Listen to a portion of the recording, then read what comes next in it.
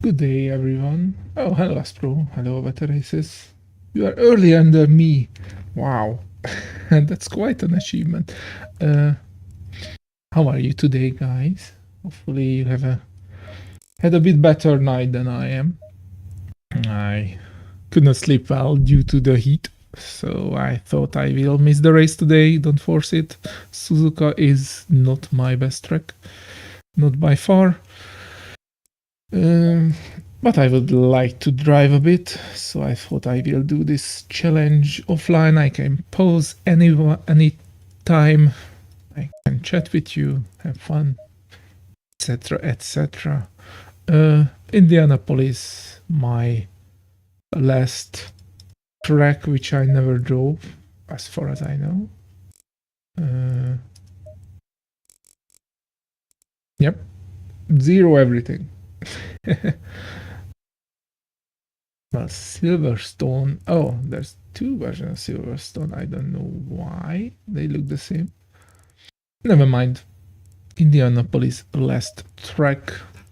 Zero laps. I don't know even the layout. So go in.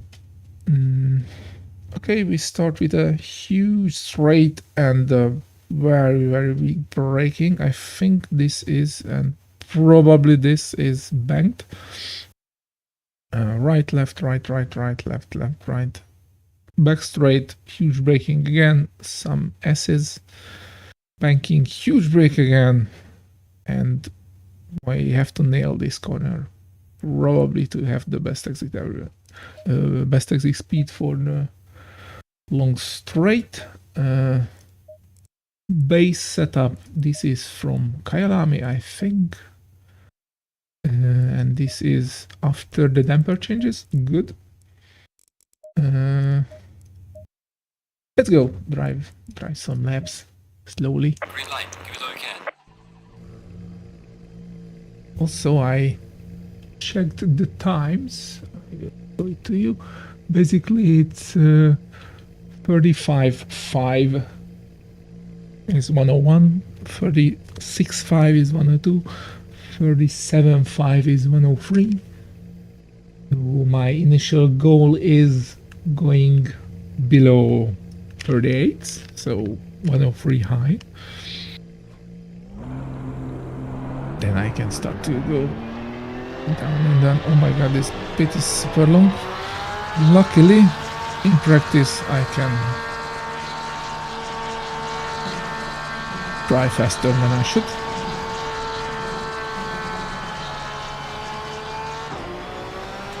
My force feedback feels low. That's weird. Wait, that is a very weird exit of a pit.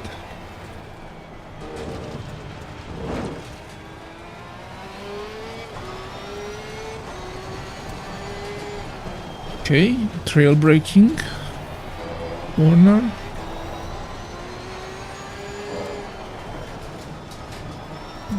Probably this is the fast one.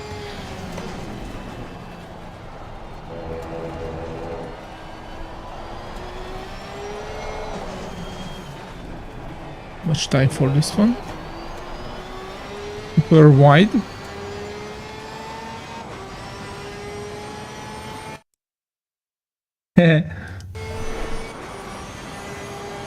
Usually my heel what hurts when I drive too much.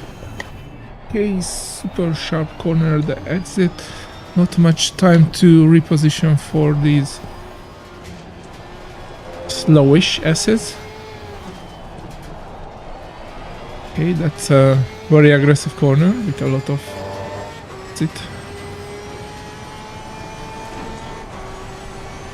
And brake maybe at 300 or even earlier. We will see. This is the corner which should be nailed. Oh no, this is not flat out. At least not with this setup. Probably making that less right-hander as much flat out as you can is a quite important thing.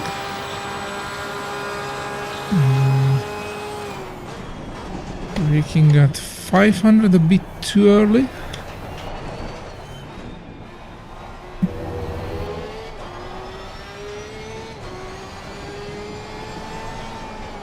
Layout is not mad.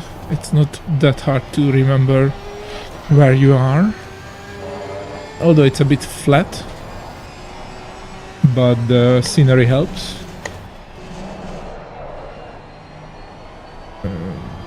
Forward brake bias while I'm learning.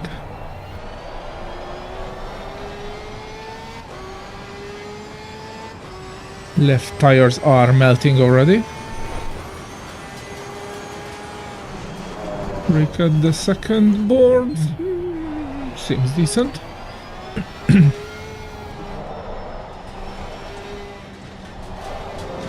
Okay, these assays are quite fun. Playing with the the throttle and brake. It's like Suzuka but less fast.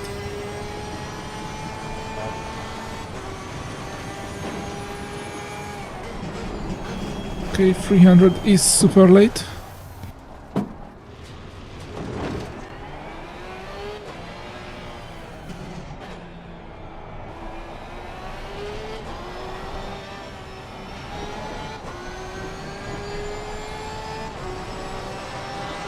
Left tires are melting even more.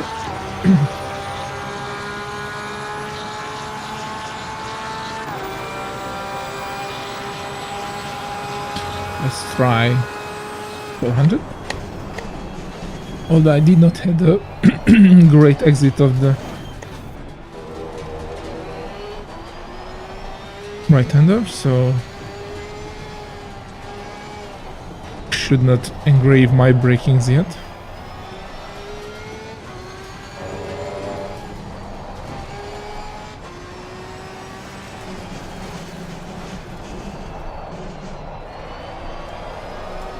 That weird corner, probably slight V-shape.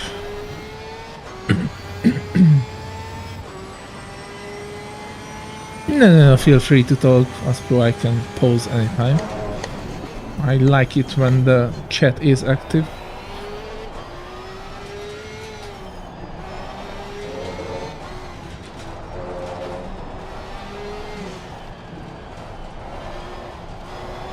Also, I appreciate some rest between laps, because as I said, I am a bit tired today. Okay, earlier than 300, like over there. Much better.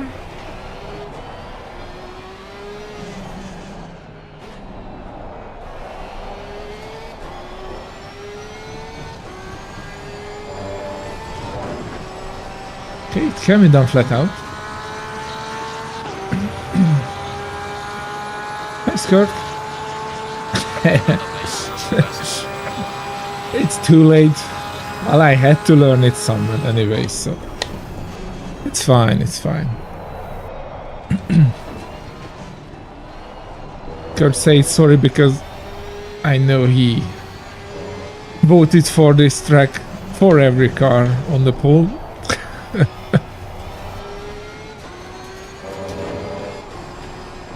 It's fine if I do this track and Snatterton and update the few remaining with the porky pork, then my Porsche setup gallery is done basically.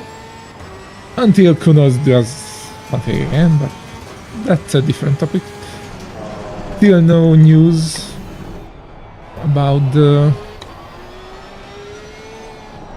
next patch, but I expect something, at least liveries from Spa 24 hours. Hopefully an updated Aston.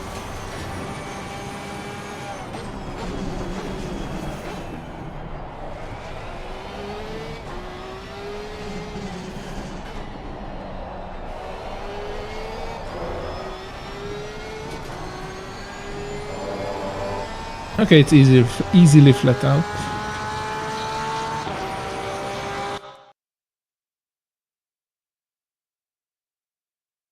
Hey Renaldas,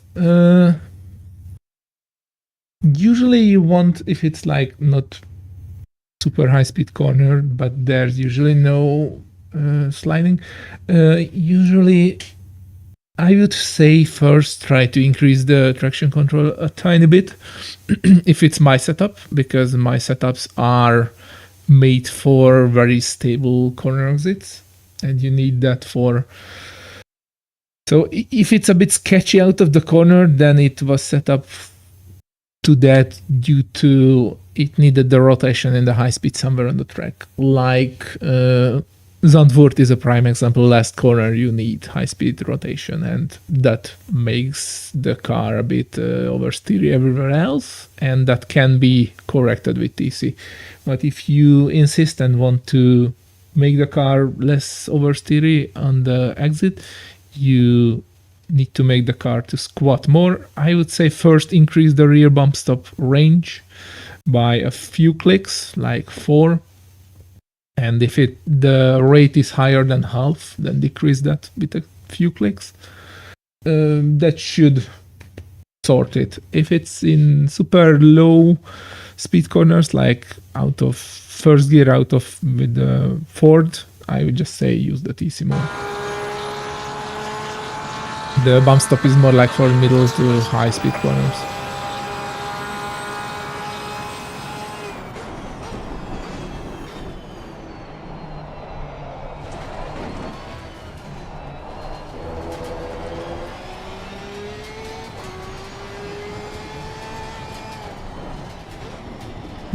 Brakes somewhere at the beginning of the left curbing.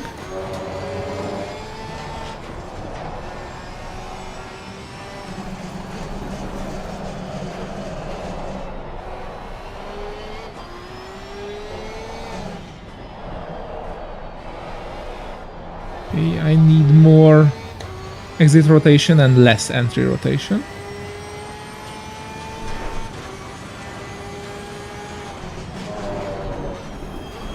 Although I would not touch the setup yet at all.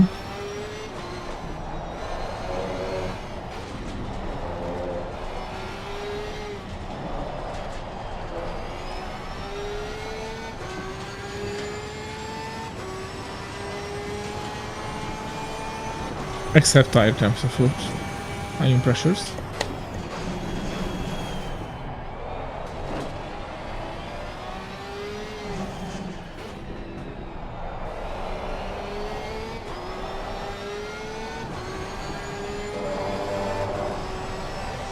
Oh.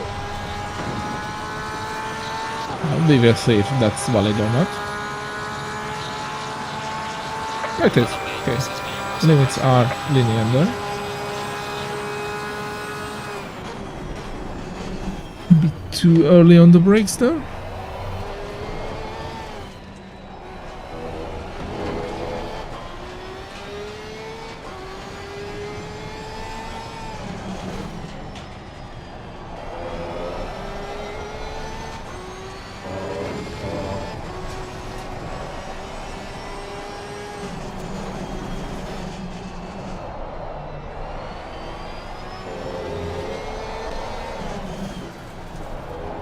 I have to stick to the left more because I'm losing, as you can see in the delta, I'm losing a lot of time with a bad exit on the right handle.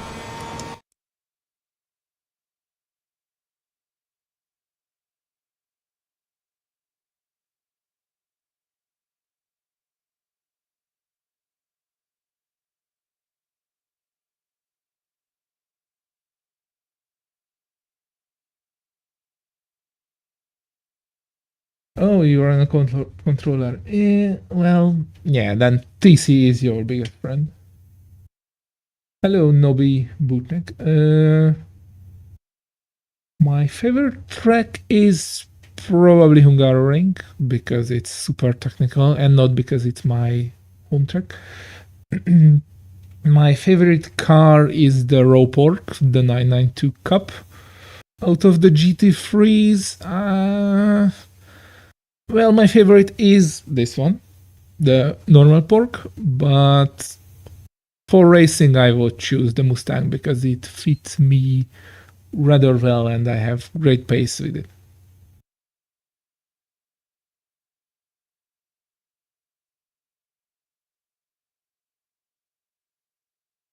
Corner 4. I don't even know which is corner 4 here. Hey, yeah, I will learn. And I think I took it flat out this time. If that was the...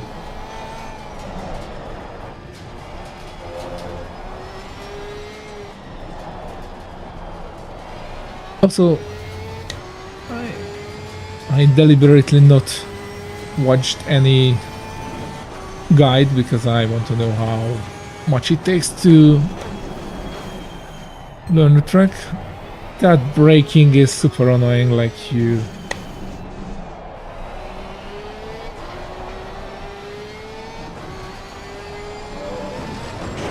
Oh, too much. Okay, I will adjust the tires. One more lap. They are far from good.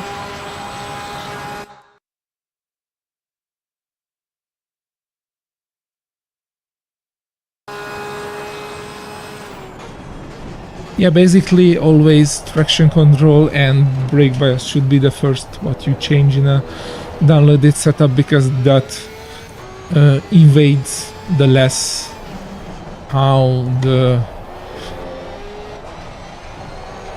owner set up the rack, the car. So I mean the characteristics. Okay, I need less rake.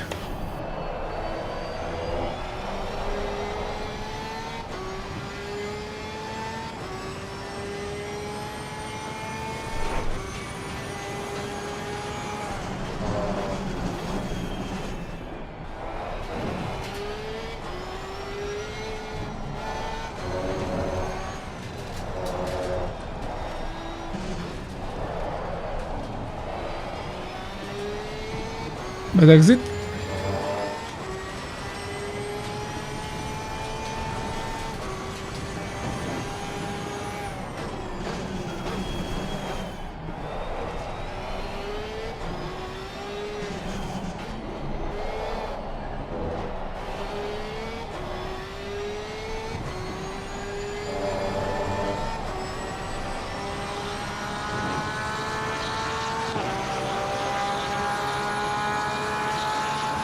Okay, that's 103, I think. Yeah, 103. Okay. Tire temps.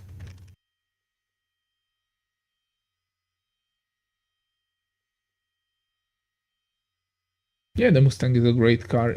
It's not for everyone because it understeers tank, but it's a good car if you want a car which is stable and very good controlled and good for racing. Okay, so on the left front we need 8 less, on the right front we need 5 more. We'll adjust that meanwhile. So 8 less, 5 more, and on the right rear we need there was quite some pressure loss. So the left would be 7 plus 2 maybe. That's 8, 9. So 9 less. And rear right should be, that's 6 plus 4 plus 2. I mean 6, the rear right would have been perfect. No, it was far from nice lap skirt, but thank you. Yeah, okay, the rear right should be decent. Let's save it. What I need is I definitely go for more toe for a bit more stability into the corners and a bit more rotation out of it.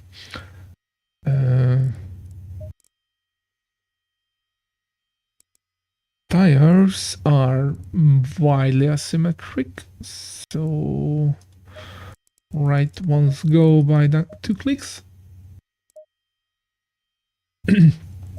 that expected with that much banking.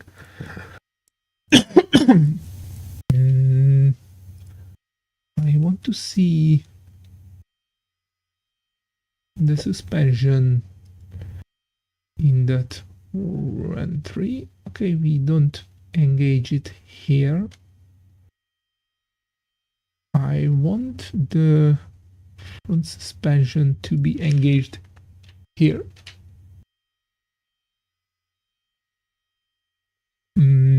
I mean the bump stops. And it looks like currently we engage at, according to these peaks, at 39.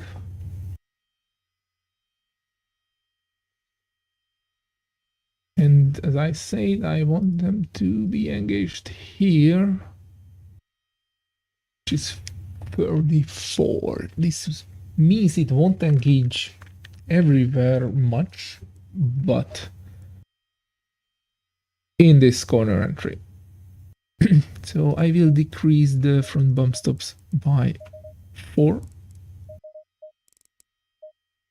And let it be 5. And don't touch anything else yet, except the brake bias. And let's see how, oh, sorry, I forgot the motor there. So I decreased the front bump stops by 5 range and increased the, it was 19, it's 14 now, and increased the brake bias by 0.8. So let's go.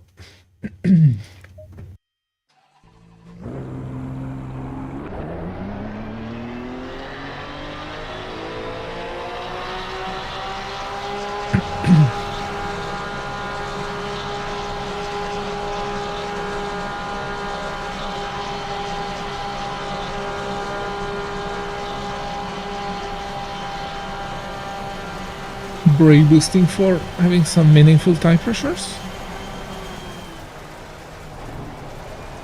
Is he on the first lap?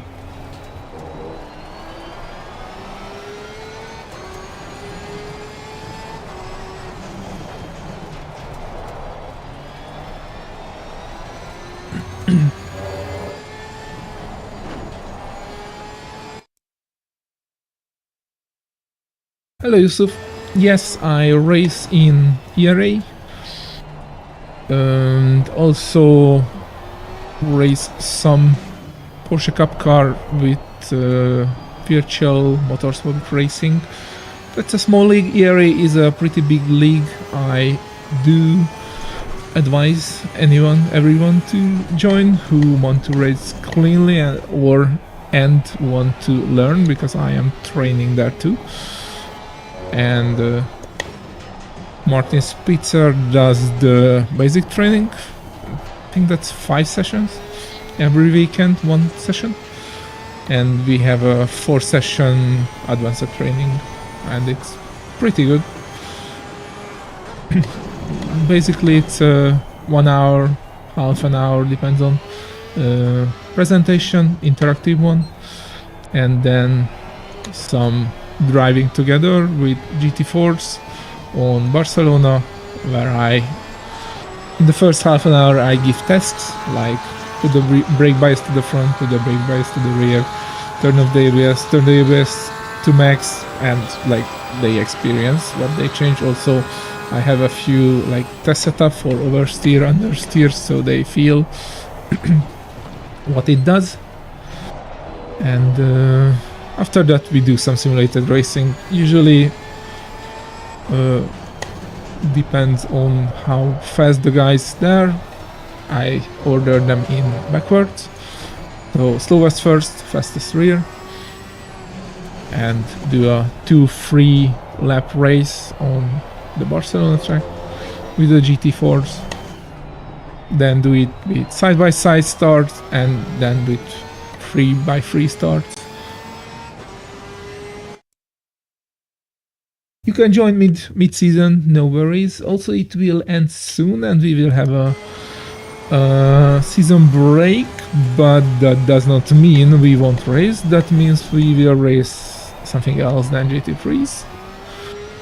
Probably multi-class fun races. And also I think the sessions, the courses will be held even in the summer break.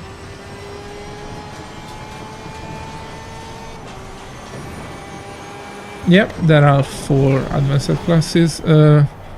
First is oversteer, understeer. Second is weight slash grip transfer.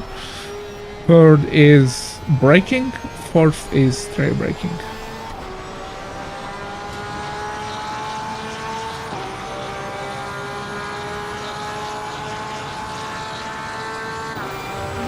Usually it's Mr. Christian Fengler, or recently, since he's rather busy with all the other things, I do the advanced training.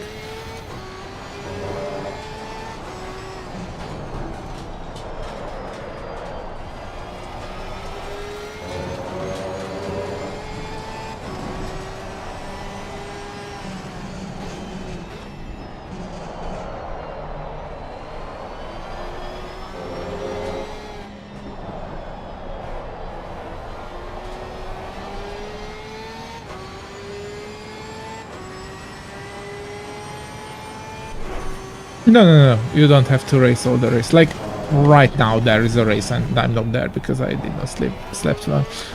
It's like you only have to race in every race if you want to be a legit contender for the points, but otherwise no, it's just whichever you want to do. We have a race at Thursday, 8 o'clock CEST. It's a double sprint, which will be like practice race from next season. Still the same format as now, just not pointed and not as harshly stewarded. And at the Sunday there's the big race, which is either 60 or 90 minutes. And we have, I think we have 2 90 minutes races per season. One of them cold, one of them is mixed. We have usually 1 wet race, 1 hot race, and 2 normal races per season.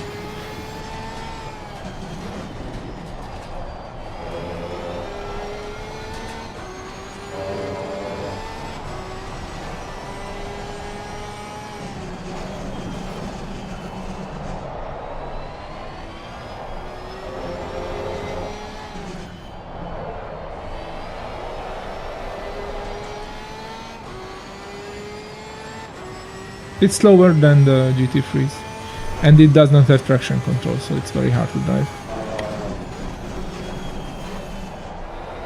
But it's a great car for learning a lot of things, and also super joyful if you start to get the hang of it.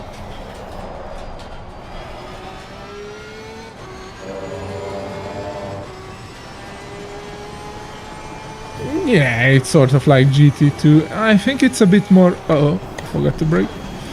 I think it has a bit more mechanical grip than the GT2s.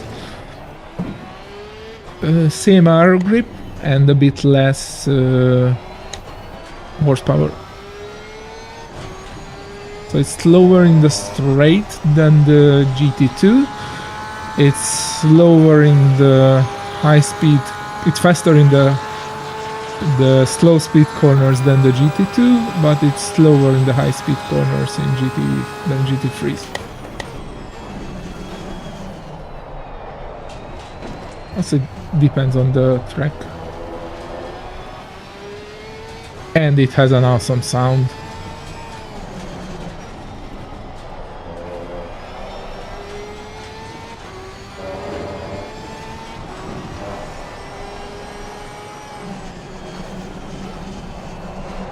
Oh my god, thank you, Aspro. That's super nice of you. Hopefully you enjoy my suffering on this track. Although I can drive the pork. so it's not a suffering.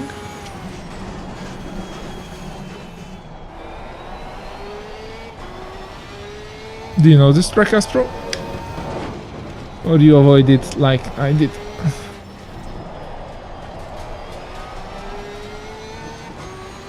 A bit better exit there.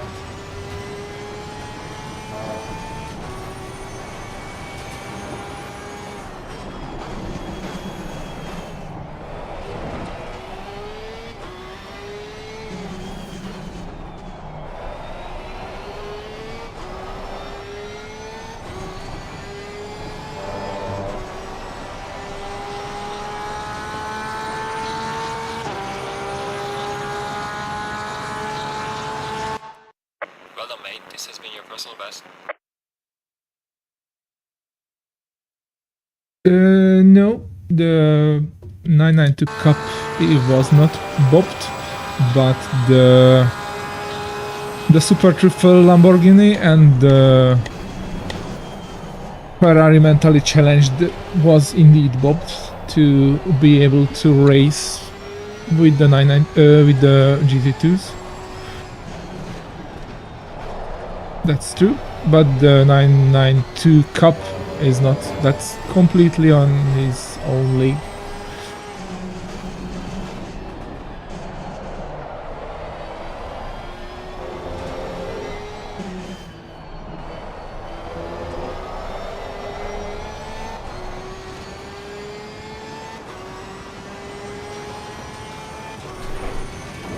Yeah, it won't be my favorite either, although it's not bad.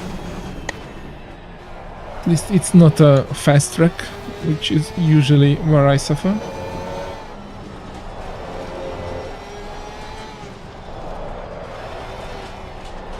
Okay.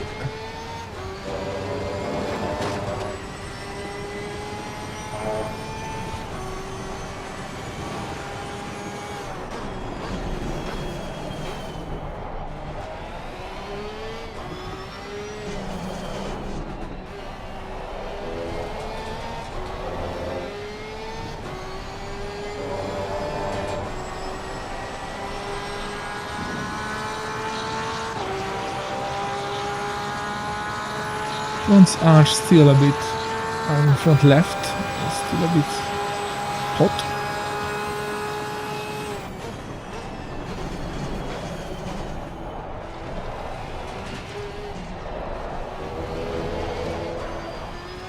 Oops.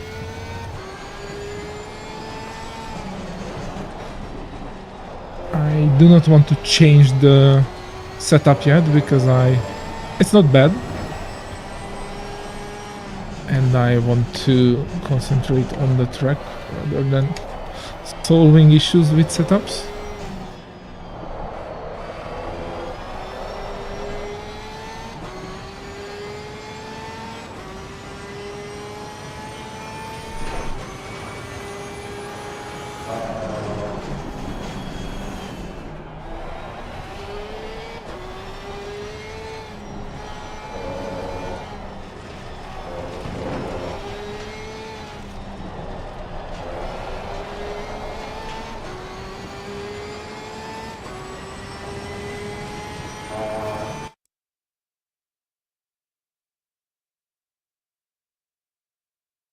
Alright, I will try that.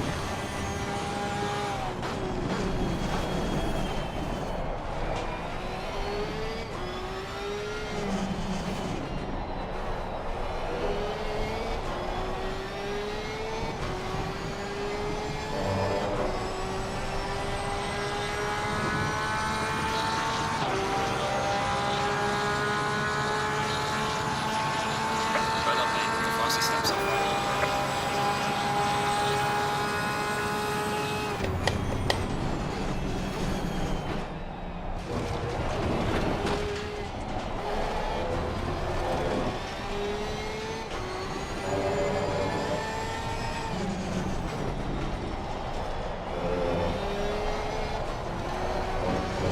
Oops.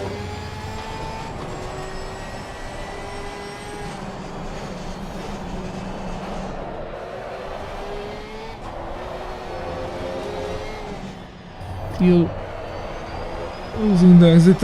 a lot with brake, so I will increase the brake balance a bit.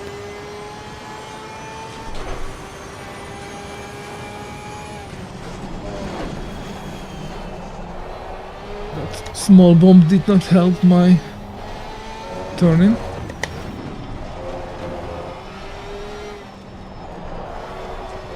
I should have cut more there. Let me just enable the lap time so I can see one eye cut.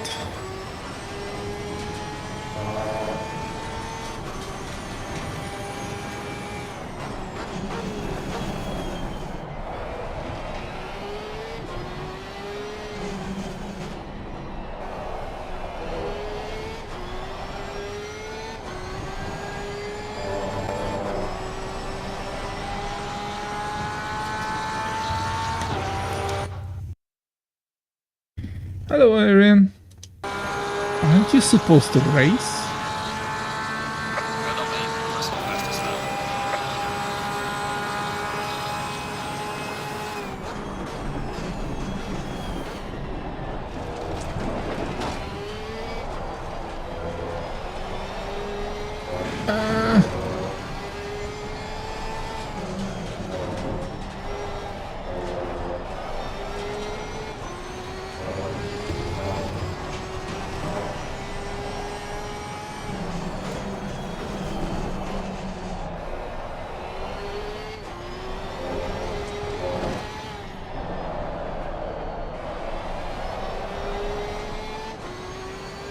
Oh, okay.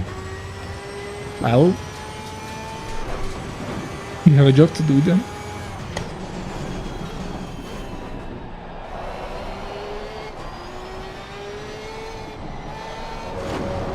Ouch.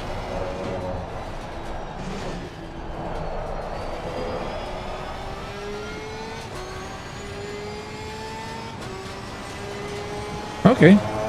What times you did on Barca? If you don't mind sharing.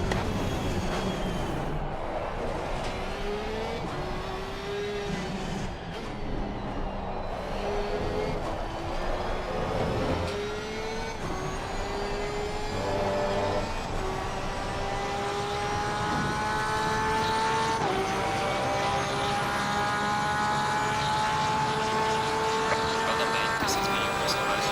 Let's try how much I can cut in different corners.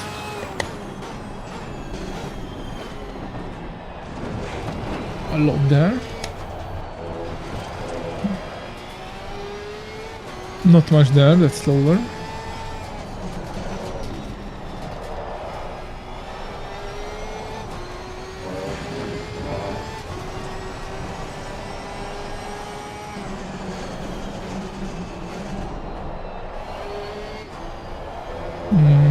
Should late apex it a bit more. Poor tires. That's fine.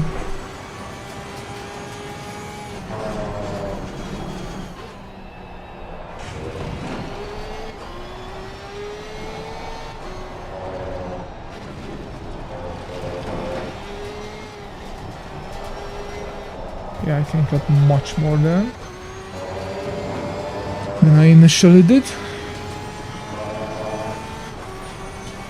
But I should be easy with all the other cutting because of tire pressure loss. So the full-on gravel cutting is just too harsh on the tires, I would avoid that. It's fine for hot lapping, but for a race that's not.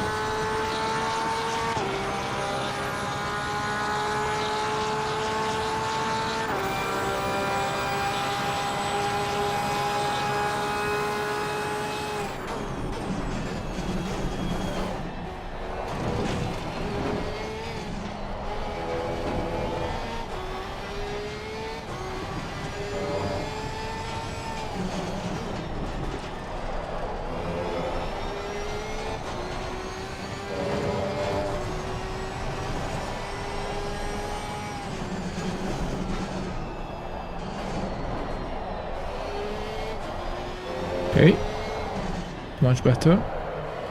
slight double apexing.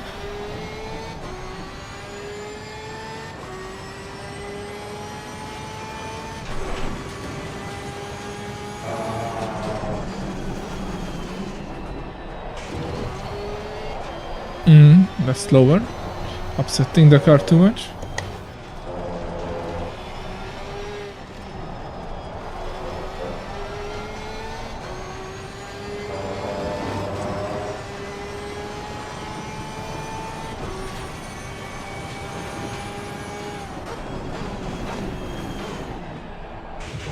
Ooh, that's even worse. Okay.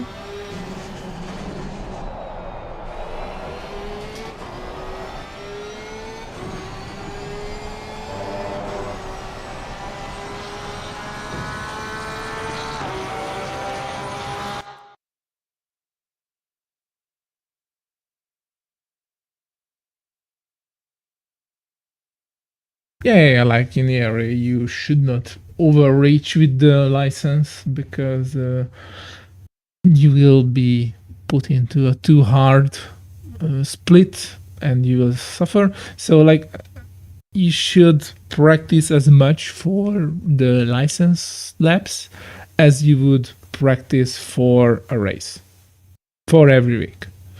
So that's, I think, is a good balance, because that's like you will have the same-ish pace initially as you would have on your license. Hello, Jakob. How are you on this lovely day? Okay, one more lap, then I will make a few changes in the setup, because during direction changes it is a bit too slippery.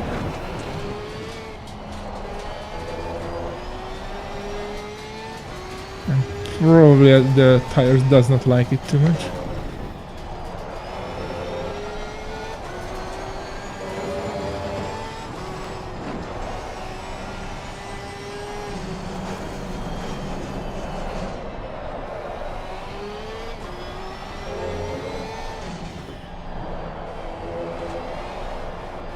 That fucking corner.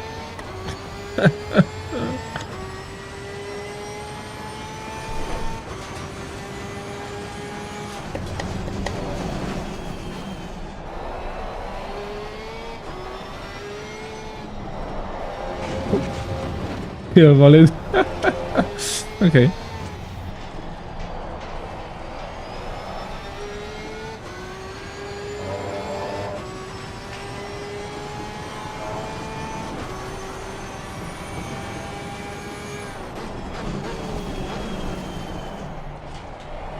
That damn braking zone, like, they should have put 500 there, so I can brake at 400.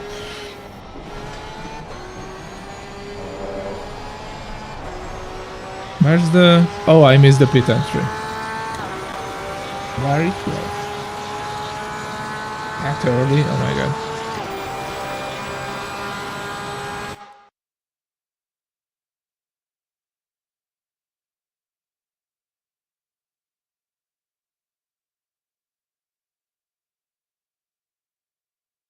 Yeah, I'm still getting the line skirt.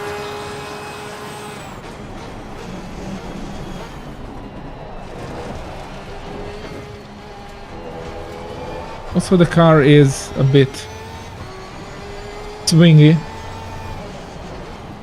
It swings too much for these direction changes. I have to stiffen it up.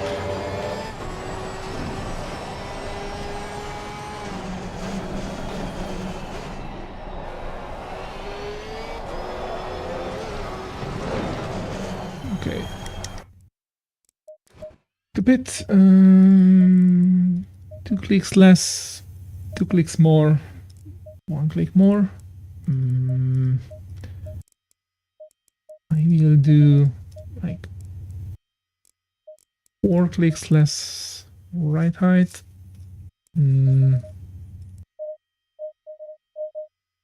Stiffen up the rear bump stops a lot.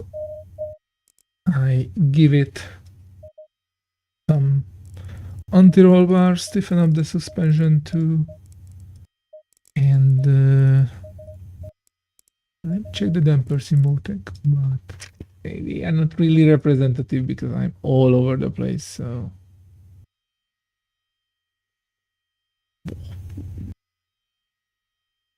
it says it's super overdamped, which I did not feel like. You are skirt. No, it's fine. As I said, I had to learn it anyways. Also, it's not suffering. It's just hard learning. Still, I stiffen up the whole car. And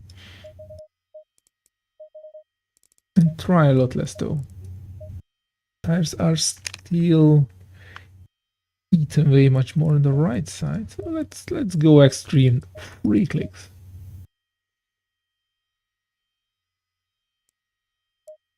A lot of changes. Also, let me check that front bump stop. Okay, as expected, they are engaged here and basically nowhere else. So the front bump stops helps me in that corner, but I will try like 2 clicks less and see if it's still not engaging much, but because now we have stiffer suspension on the front. That's it. Hopefully okay, 3 tires. Because we are on 3 and want to change it so to 4, which means we are on 3, which is the new set.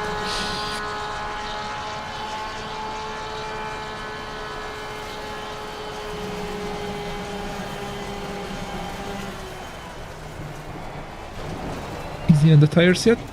They are cold.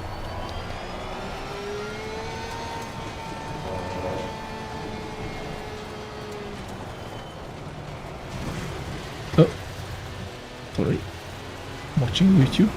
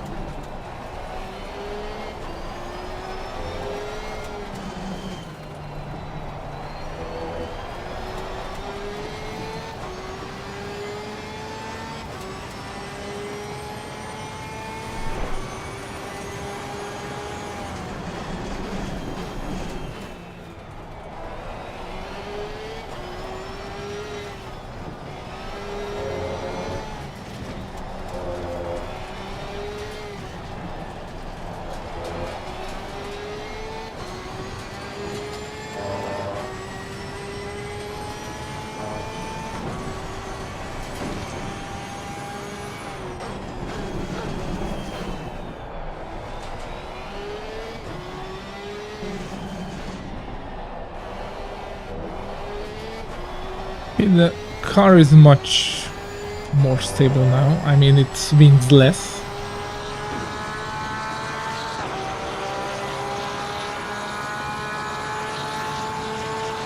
Oh, it's not bursting. It's a challenge. It's a different experience. Avoid the curb yet. I don't want to lose pressure this time. One more clean lap. I mean, overly clean. So it's not the worst thing. It's fine. Like, you learn something from every track. And this track is not bad. It's a bit weird. It has a lot of corner combinations, which are a bit hard to judge initially. And my biggest issue is, which is like annoying, is like no proper braking marker for the back straight ending. That's super annoying. Okay, the car feels much better now.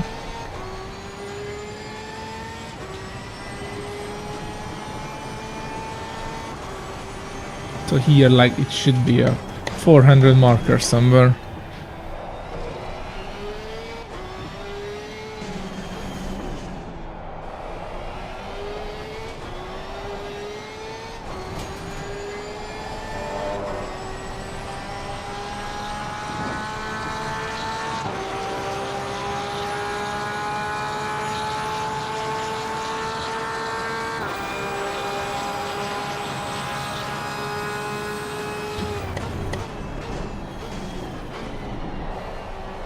Forgot to cut.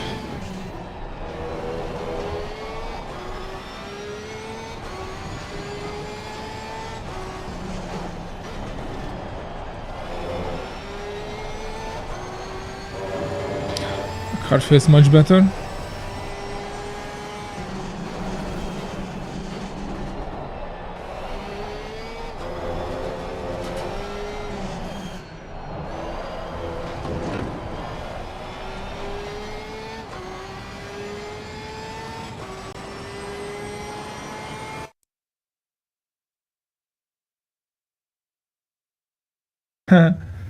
That's a weird way to do it, but if it works, that's fine.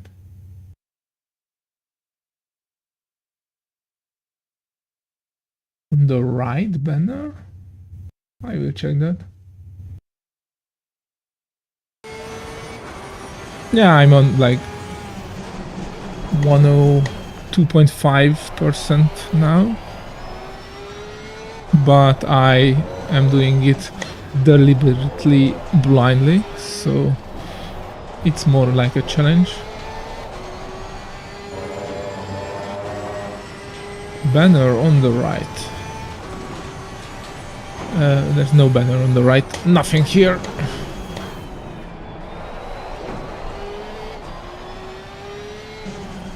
Also, someone threw a big hole into that wall on the left, which is funny. Oh, that's not a hole. That's like a...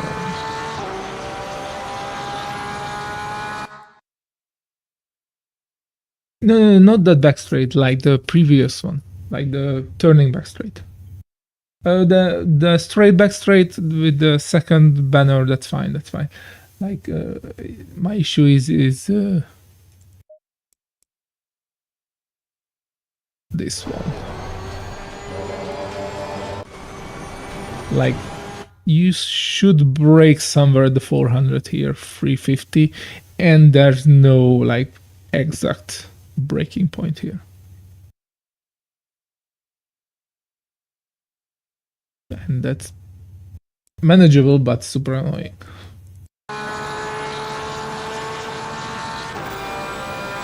Okay, let's see what the setup can do. I will concentrate for one lap.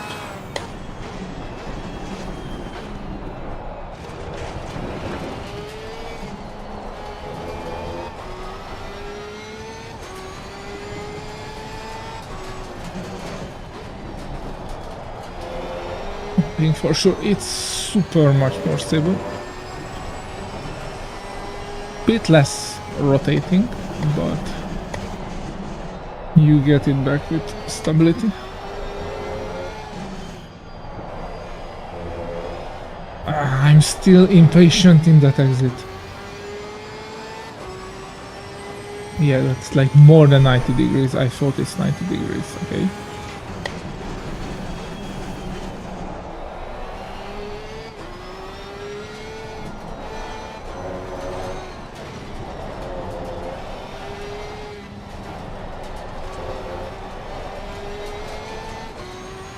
Not late enough apex.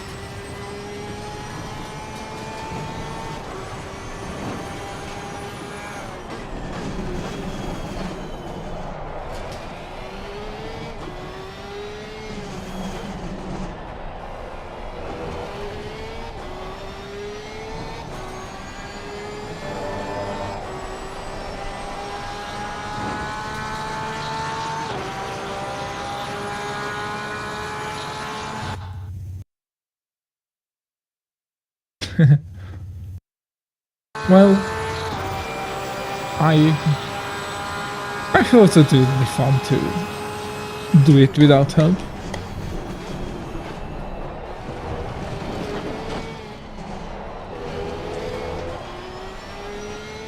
Like it forces you to understand the track. Maybe I'll try lower brake balance now.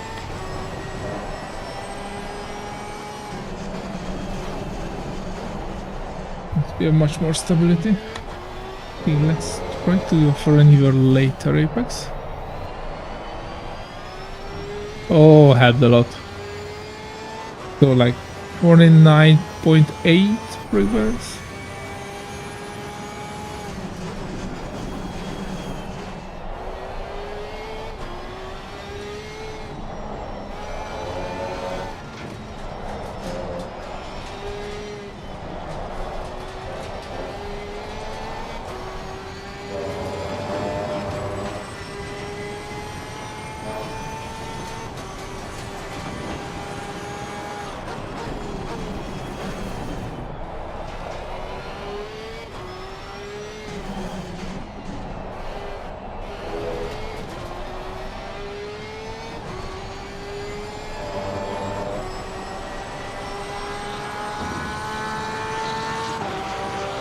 Try for me 9.6. So that's 102, below 102.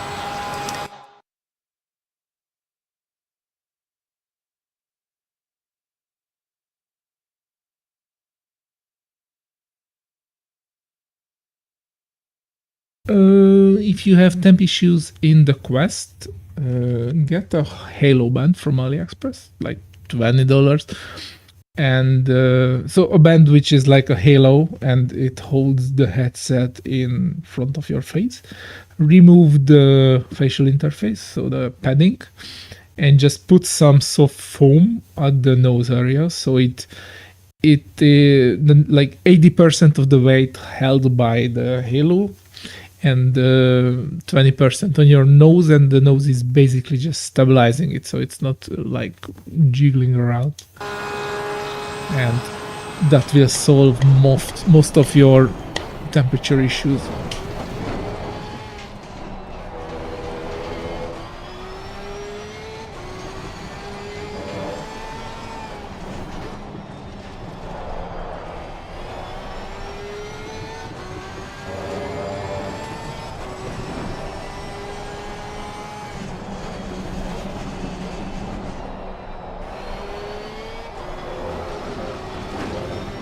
Okay, now that I have braking rotation, it's a bit surprising to me. Let's try 49.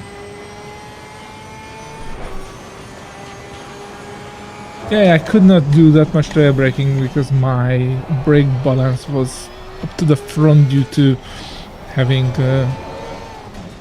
swinging issues, but now that the car is much more stable, I can do much lower brake bias.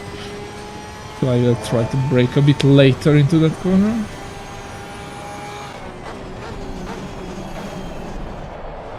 Yep, worked.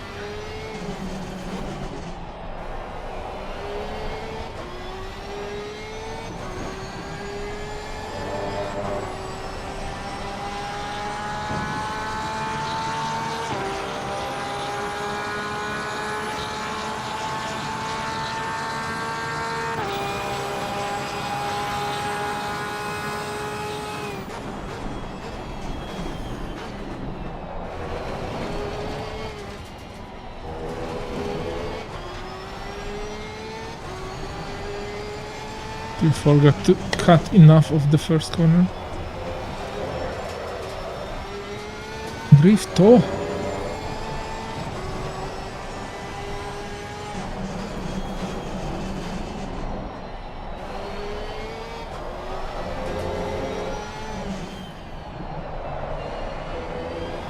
Okay, 49 is a bit almost too much. 49.2 for stability.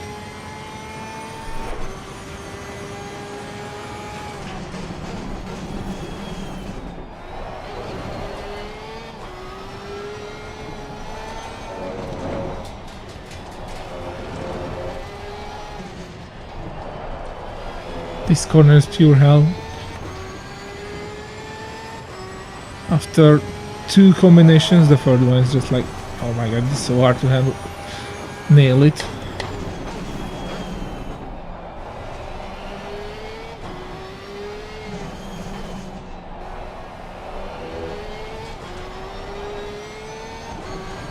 Also this track without the rubbering. Many of the corners will be super blind in braking.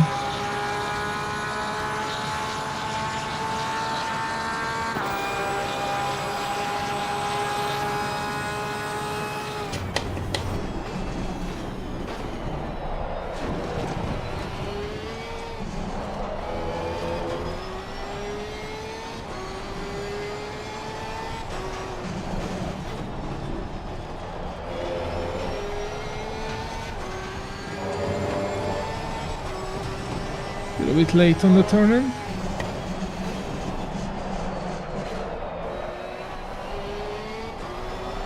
Maybe even 49.2 is a bit too aggressive.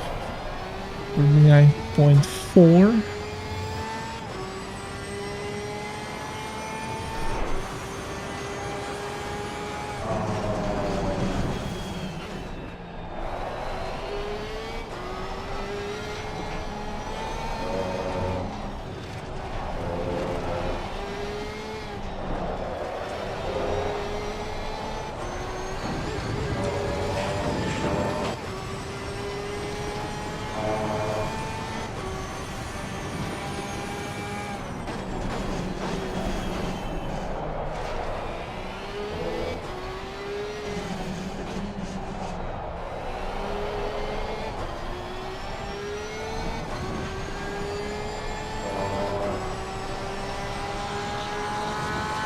You'll have to revisit the tire pressures after this lap.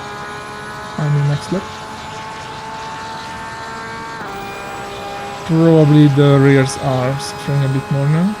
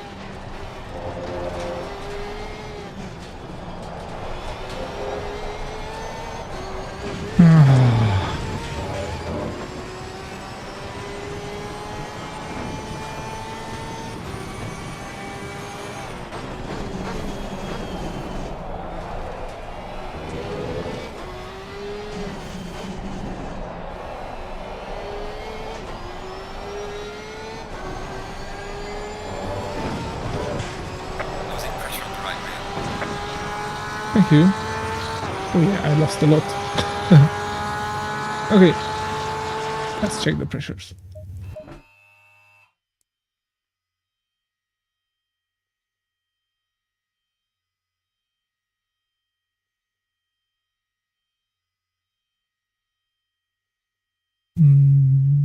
Luckily there were not much lows this time.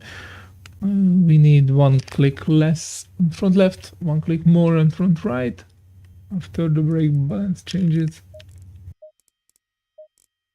And the rear. Oh, that was a huge pressure loss. 2 click less on front left, rear left.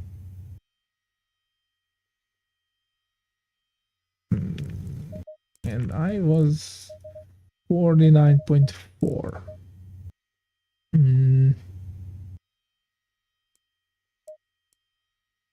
Let's check the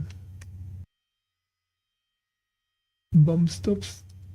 Yeah, bump stops are activated a bit more now. I will go back one click higher on the range. Click, click. And I will also, like, swinging is okay now, but I want the rear to rotate more in this corner.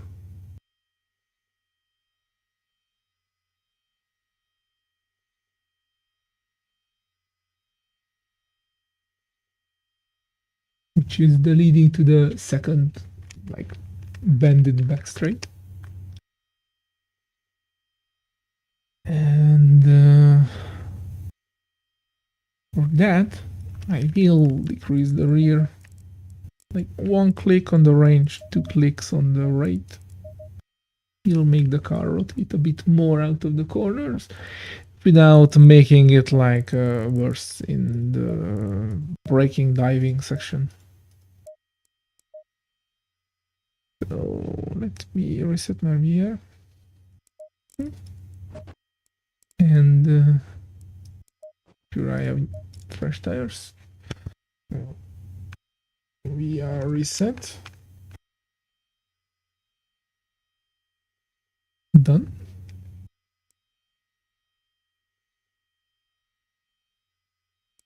Let's go.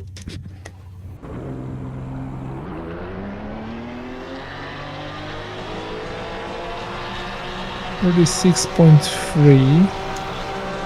That's below 102%.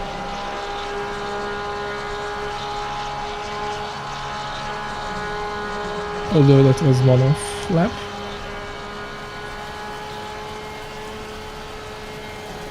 Easy on the tire set.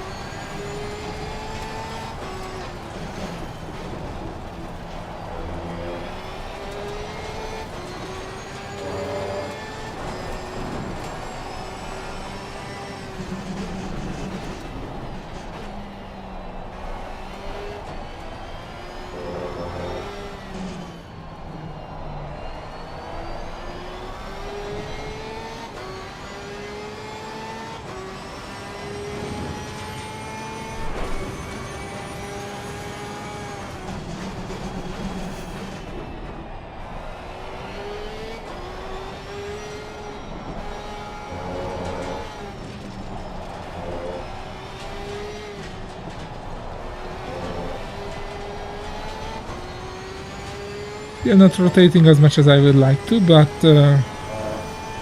flat tires yet, so not completely relevant.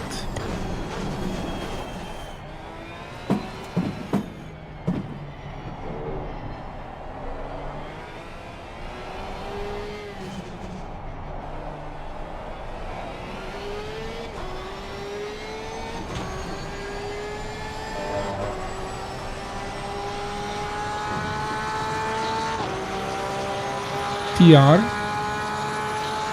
What do you mean TR?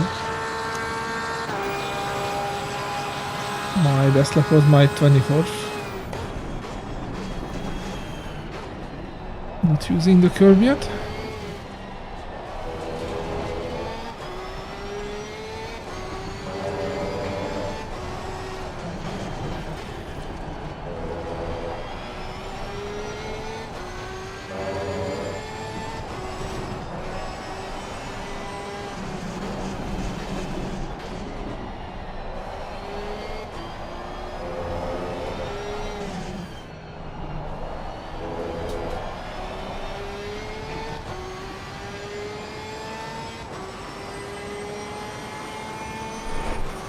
No idea, because I did Snetterton and this one this way.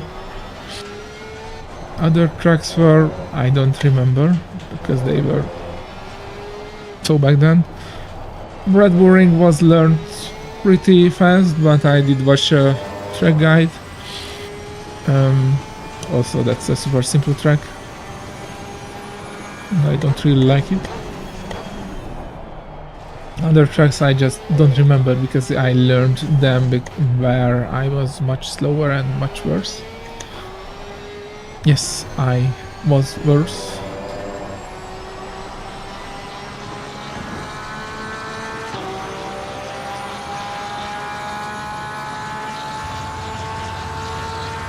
Yes, of course I do. Comfortable. I'm very comfortable on many circuits. I think when I say comfortable, I mean I can follow a car in like half a car length for a whole race, have alternative braking points, etc, etc.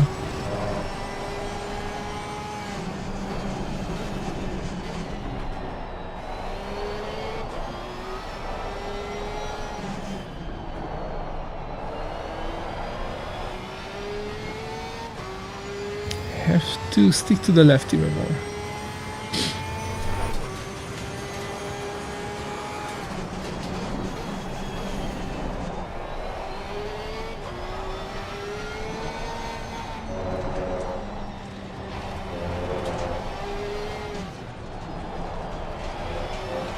Okay. Better rotation out of that corner.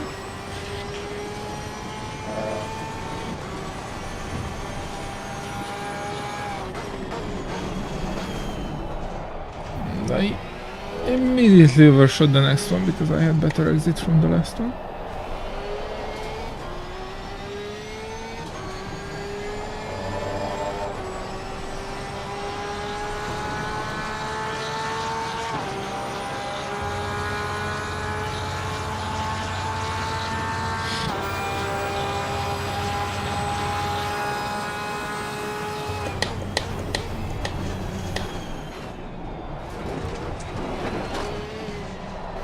Cut that corner a bit less aggressively. Or just deal with it.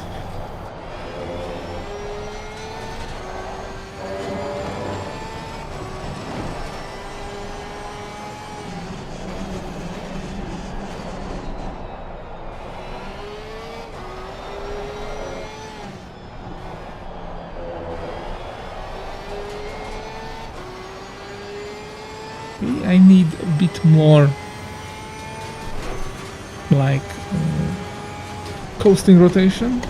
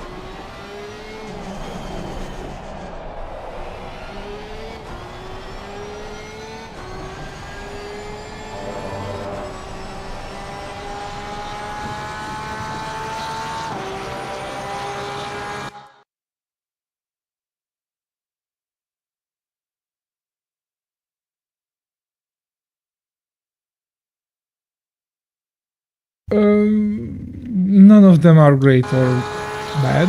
The shitbox has very good electronics, which could probably help you save the tires more. The Lambo needs a bit more commercial driving. But the Lambo has no, like, prominent tire issues. Neither the shitbox has prominent tire advantages. Apart from the electronics.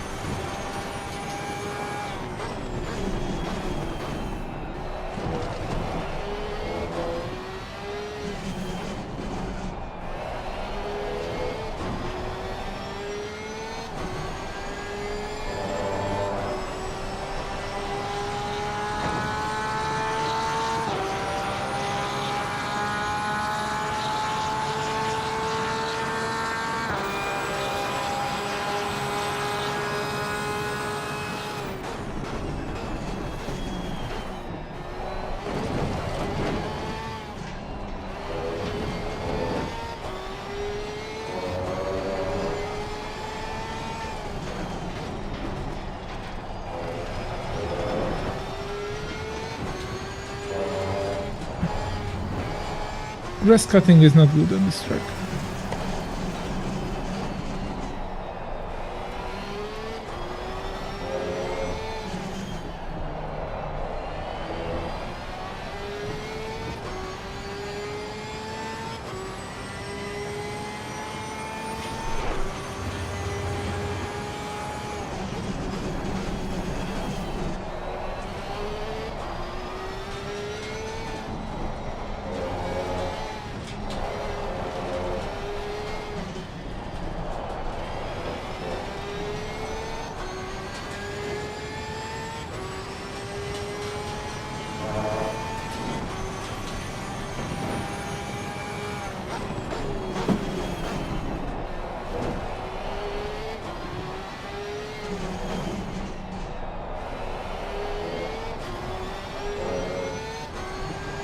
That was a really good nailing of that corner. Like, immediately I could not take it flat out.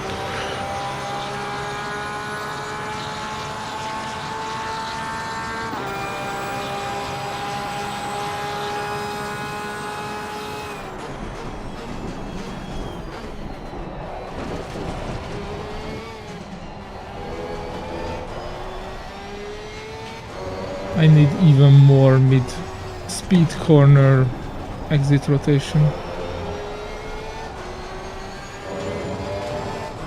So I will go ham on the rear bump stops.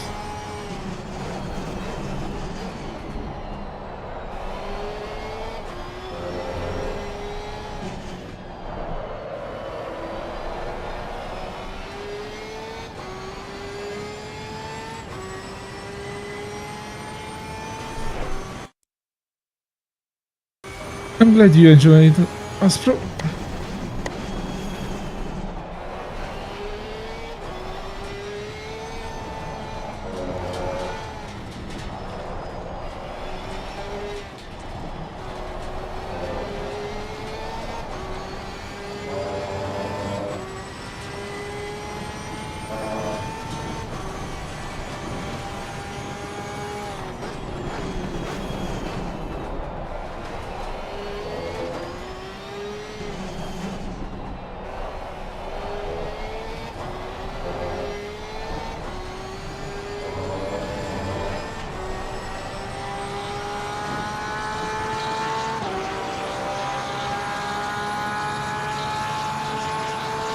Okay. That's not faster start. Okay.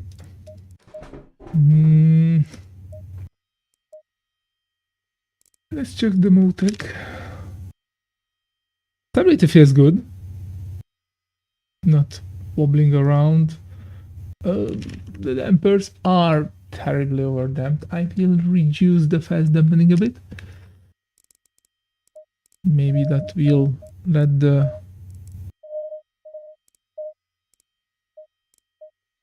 It's like 8. Let the tires move a bit more. I don't want to reduce the slow dampers because that will introduce more white balance shifts. As I said, I will revisit the rear bump stops. They are engaged a lot, which is fine-ish. They are not engaged in slow corners, like this exit, which is good. I don't want to lose traction there. Also, we don't really have much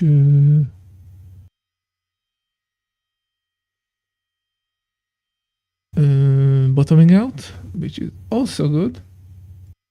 But I need more rotation, so give it a lot more. And let's save it as iteration 4, and I will take a very quick pee break. Be right back.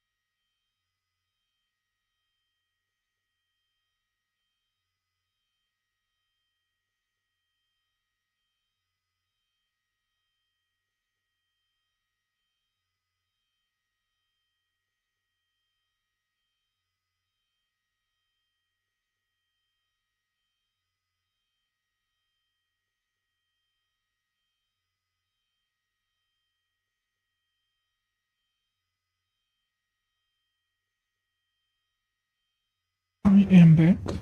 I also opened the windows in the apartment. It's so hot in the apartment. I start to wonder when the walls will start to melt. Like maddening. In my bedroom, in the bedroom, the only bedroom here. The bedroom, I have an AC. So it's like 26 here, which is fine. I don't want to decrease it lower. But in the apartment, I think it's around 37. Just mad. Where's my mouse? I think I disconnected my mouse somehow. Just give me a sec. It has a pretty long cord.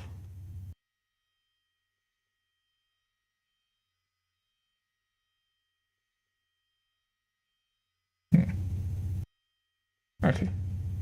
It was not disconnected, but it was not working. So weird, but it's fine now.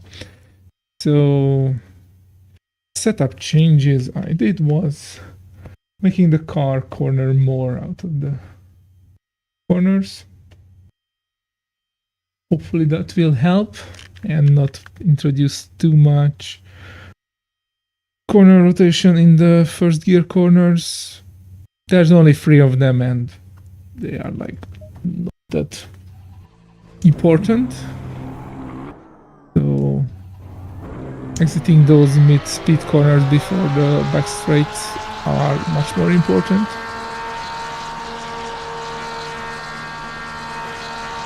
Also, like 36.3, is that 10 below 102? Okay.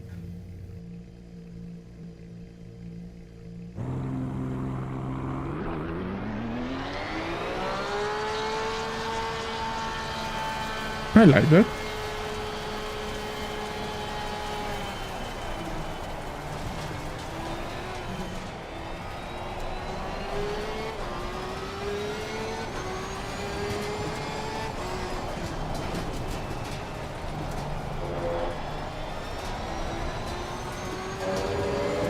Easy on the tires yet?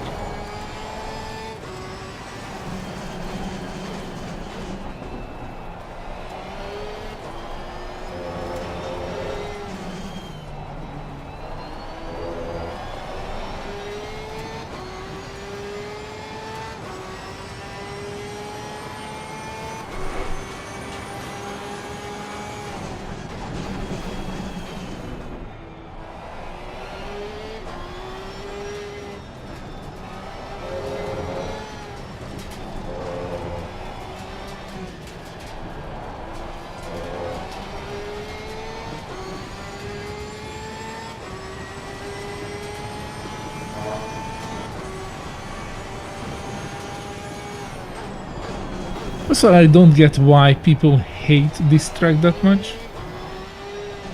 Like, it's not horrible. It's just technical, yes. You have to learn it. Has a lot of corner combinations, a lot of corners which are super hard to nail and very important. Yes. It's not a bad track. So I don't get why people hate Snatterton. Same reason, I guess. See on the tire still. I don't want to lose pressure yet. I mean, I don't want to lose pressure at all. Just easier to do when the tires are flat.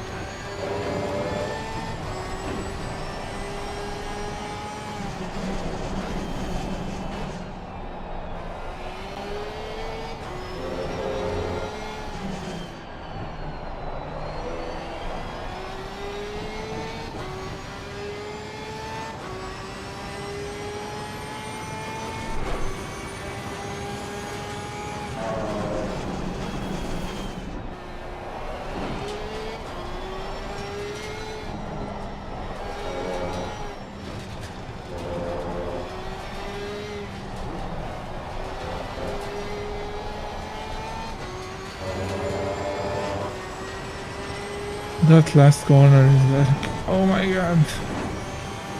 Last corner of the S's, I mean.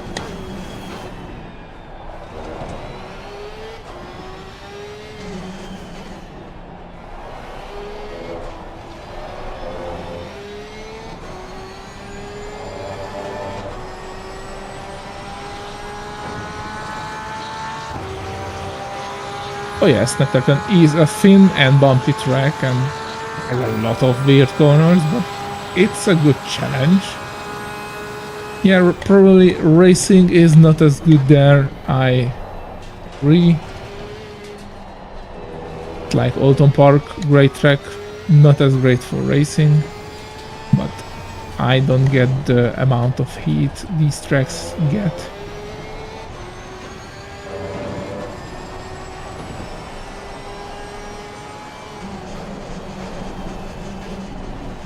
I would brake at the braking point, that would help.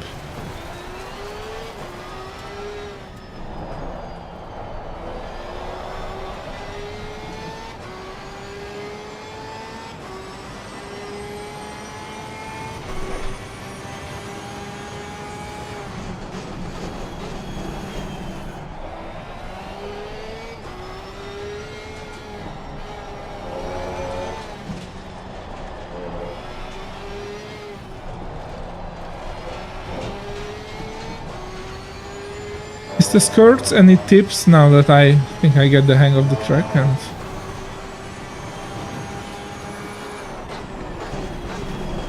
now I could use some tips. Or is that cheating and you let me suffer alone?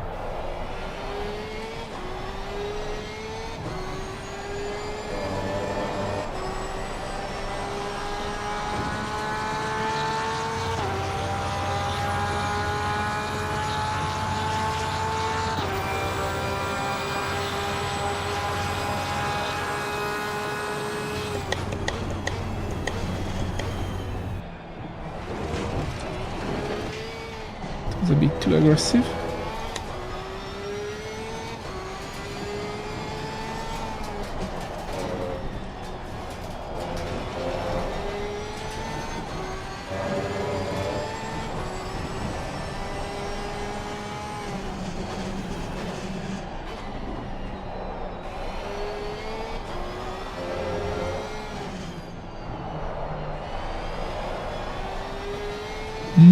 Much better rotation everywhere. I like it.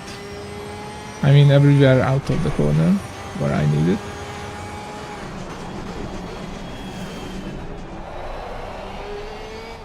And not over rotating here still. I will revisit that if I can make the rear bump stops even a bit more aggressive.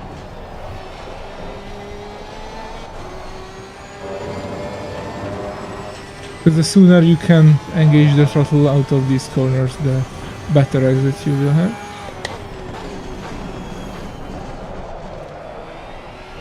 I will increase the brake bias by 1 click. Bump stops does not affect brake balance that much, but it will during trail braking a bit, so it's just not as aggressive as tires, springs and anti-roll bars are. They work more in compression and much less in rebound at the rear.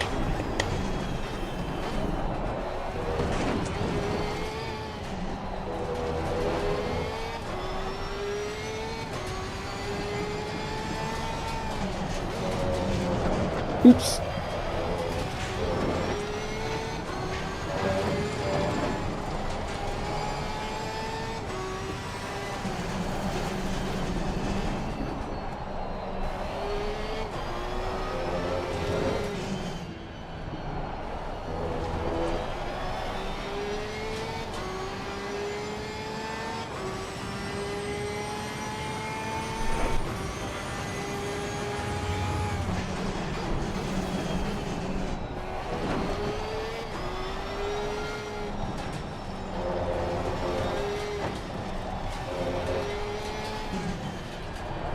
Brake bias adjust how much braking the front compared to the rear has, or the rear compared to the front, like the distribution of the brake force between front and rear. So if you decrease the brake bias, you will have more braking at the rear. You can turn more because the front axle does not have to cope with that much braking force. Also, it usually helps in straight line braking, but it will unstabilize the car if done too much. Putting more to the front, like increasing the number, will elongate your braking zone, but will make it much more stable due to the front is working more and the rear does not want to step out. Oh, for God's sake. Trying to use too much of the track.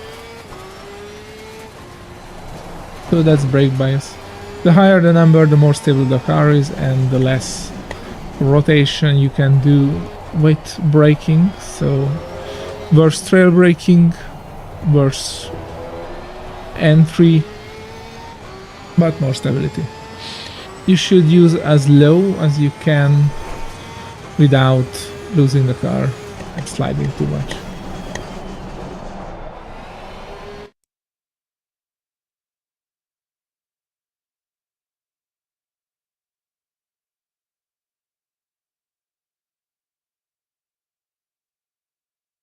Yeah, I'm flat in T4, I just screwed up that lap.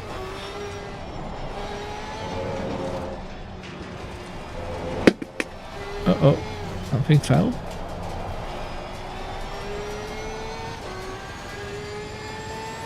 The right-hander before the very long left-hander, I guess.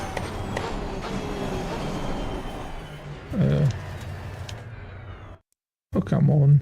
I cannot use 1, 2, 3, 4, 5. Yes, I do 5 flat out. I only break in 4 and 6.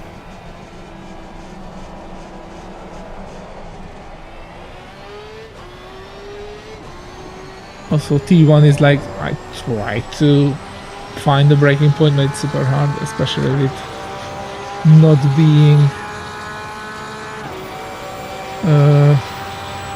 super consistent in the last corner before this main straight.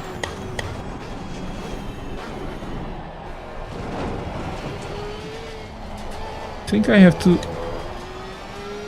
lift here completely.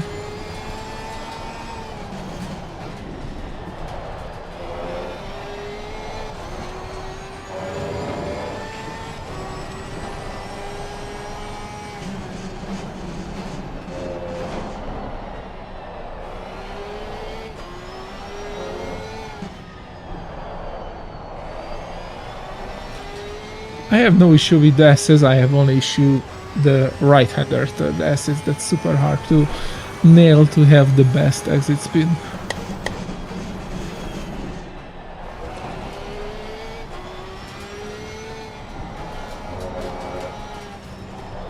This one.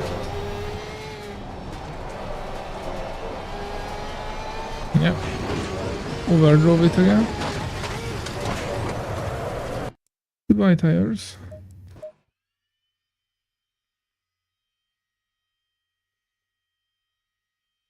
Yeah, that's what I usually try. It's just not easy. Okay, I will try. Well, not that much, but like 20, 21. Yeah, 21.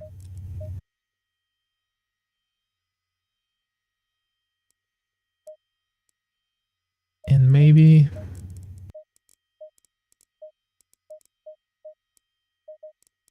playing with the dampers a bit. Worth a try.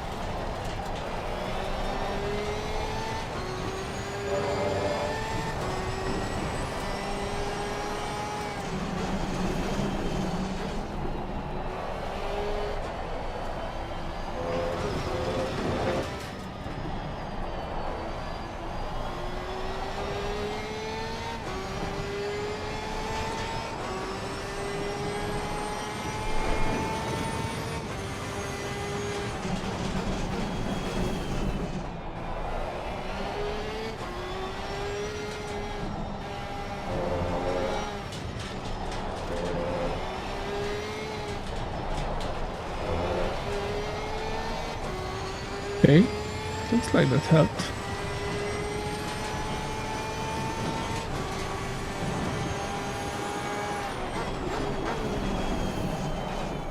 It helped so much that I overshot the corner.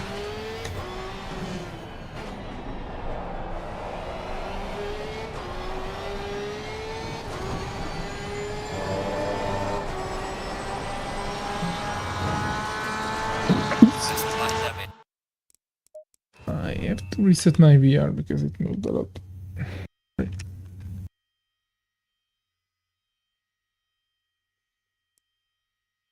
Much better. New tires.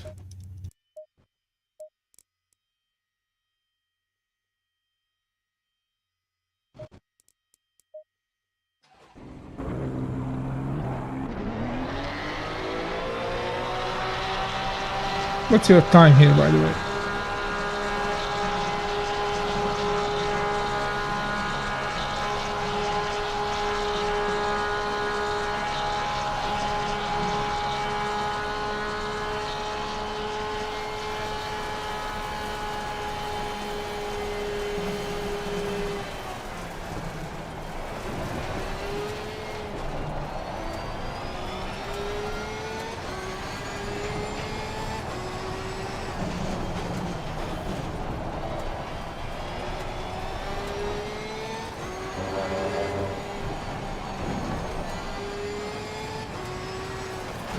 Okay.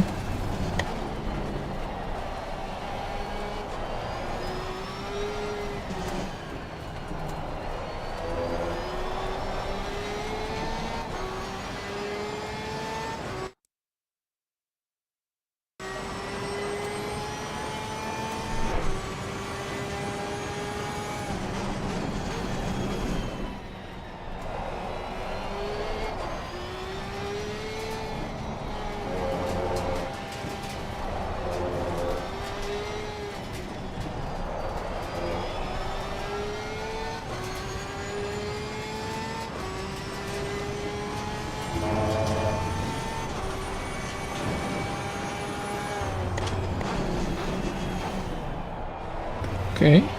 It's a nice time.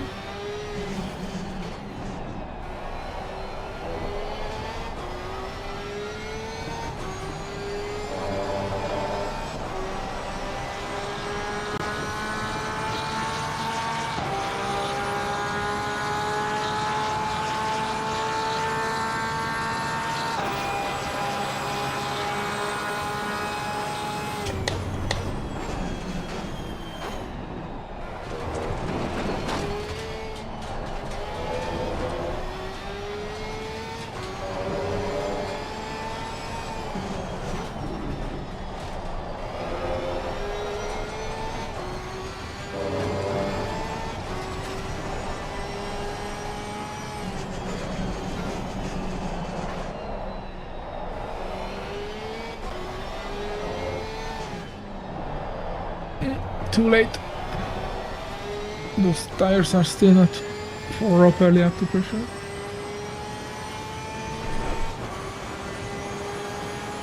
Aren't you always in the night shift as well?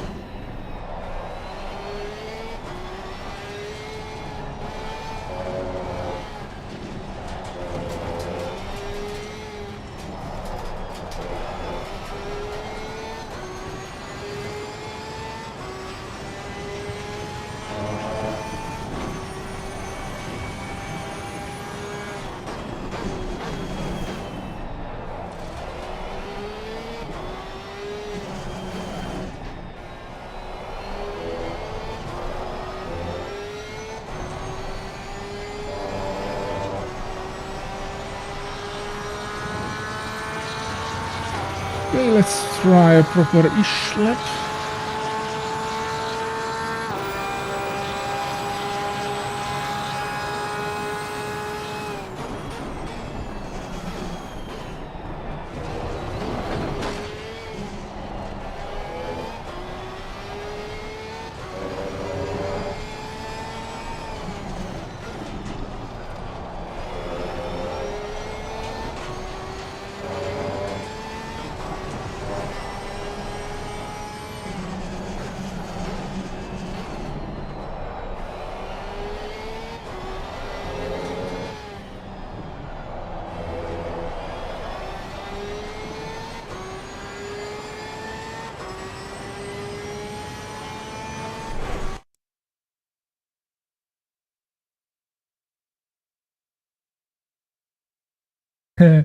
Oh, so you can choose what you do. Okay.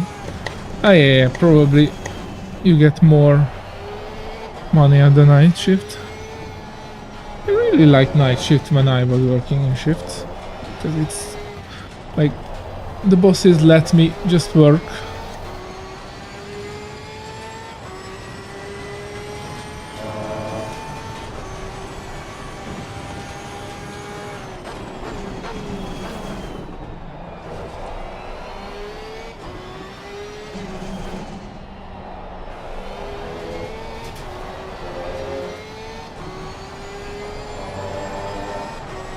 Okay, some improvement. Also, the setup is good. I like it. Well done, mate. Personal best. I think that is a decent race setup.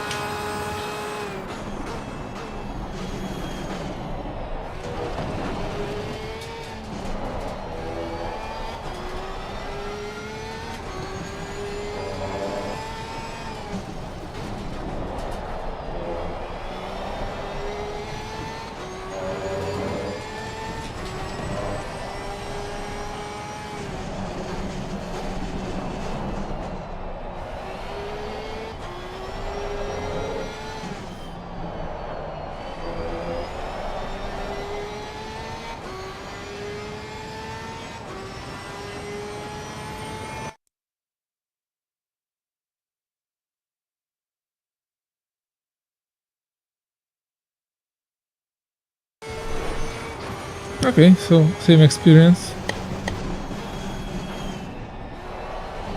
Luckily now I am in fully flexible and not working in shift at all.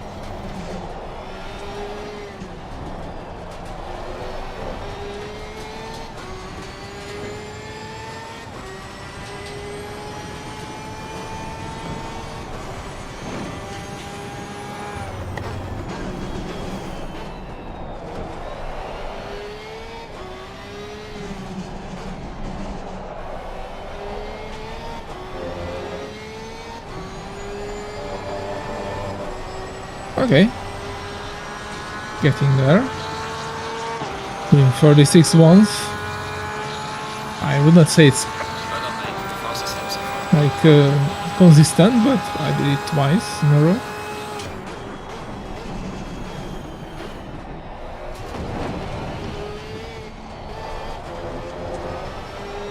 Too much.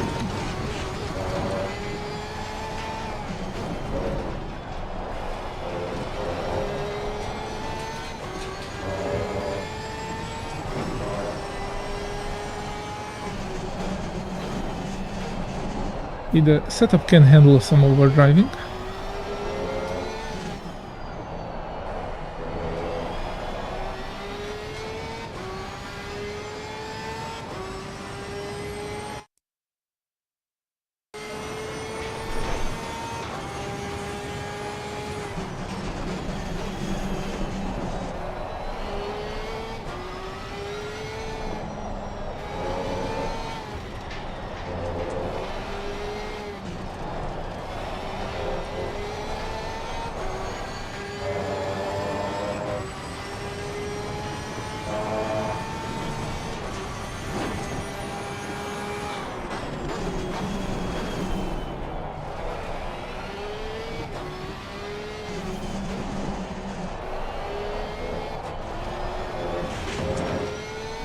To lift.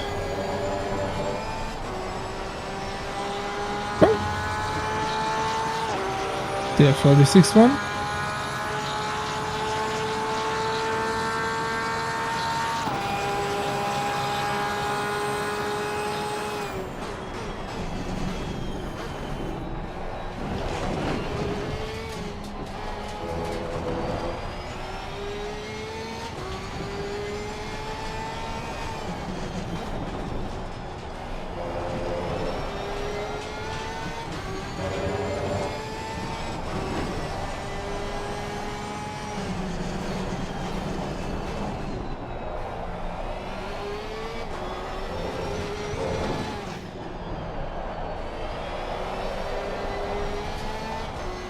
Bad exit.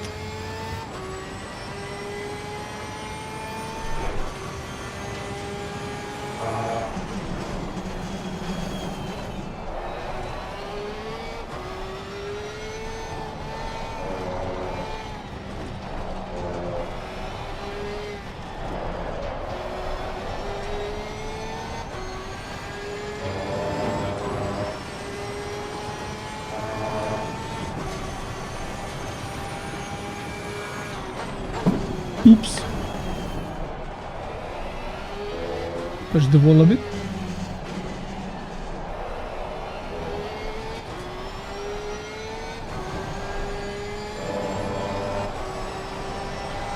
No damage though.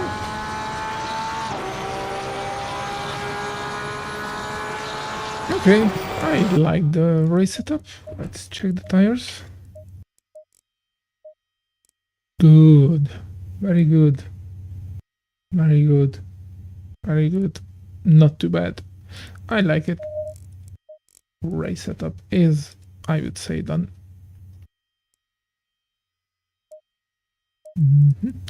Let's do some quali.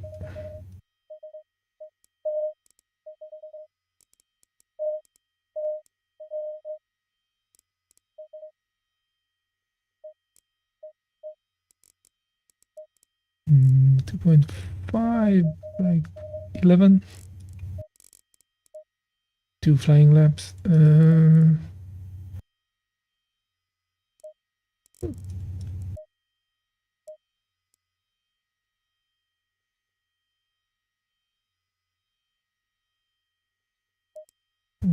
So let's save this one before I do something stupid and accidentally delete it.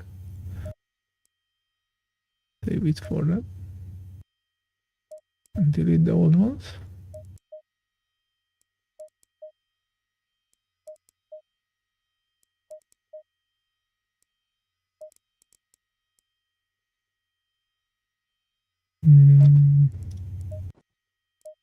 For quali.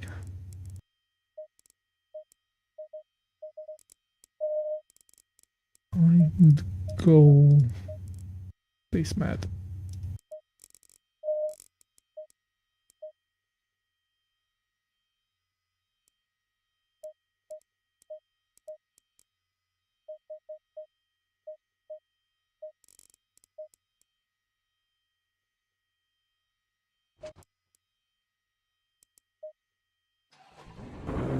Let's see.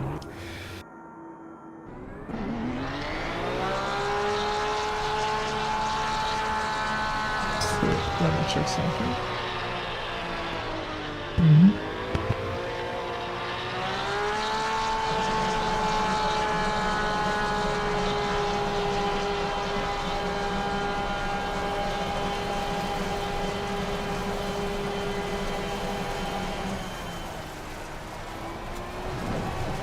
Basically, I have, it looks like, 3 USB ports, USB Type-C.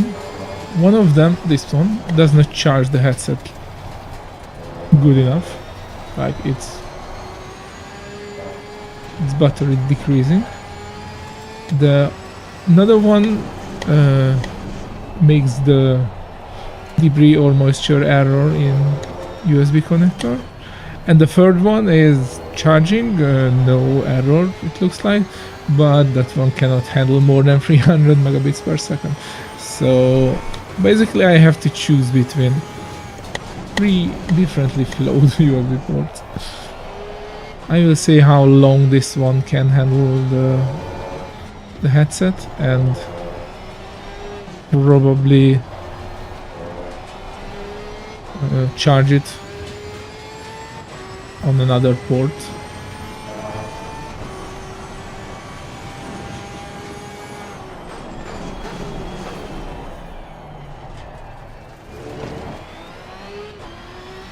But I ordered a 4-meter long USB Type-C cable, 3.0 cable. I will see if my error dropping port will do the error dropping without extension cable. If that would be solved that way, that would be great.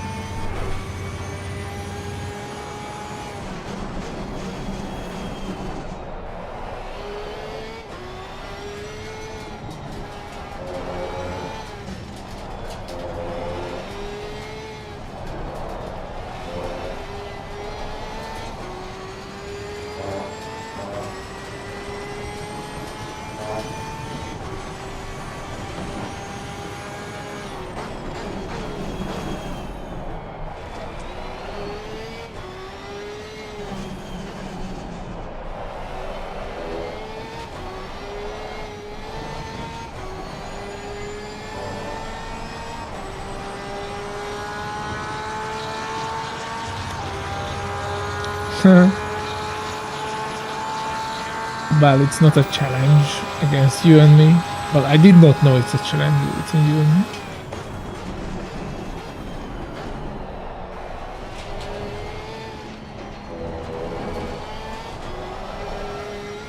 Yeah, I need TC4.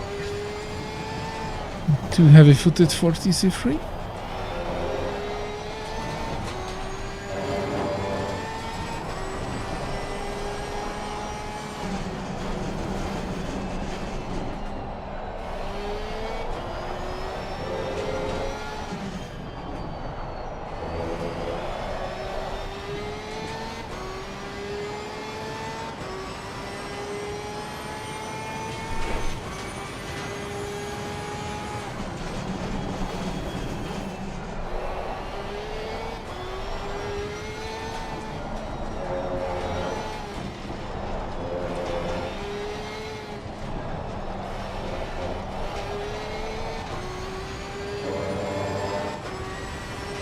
You'll have to get used to it drives much differently.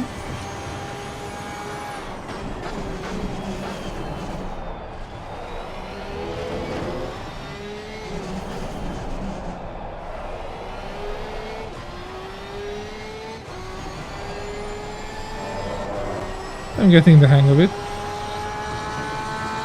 Good tires. Weirdly a bit under pressure with the front. Probably due to less weight.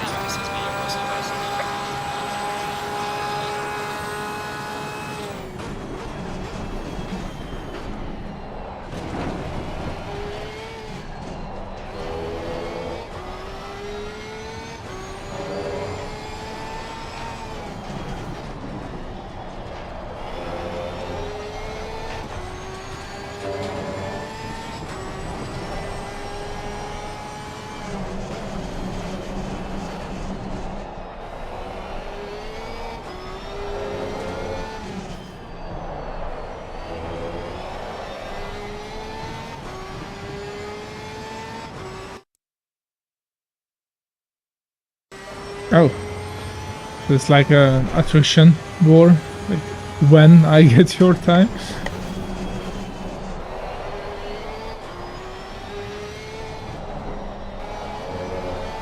Oh, if I don't screw up this lap, then in a minute. And I did screw it up. Boink.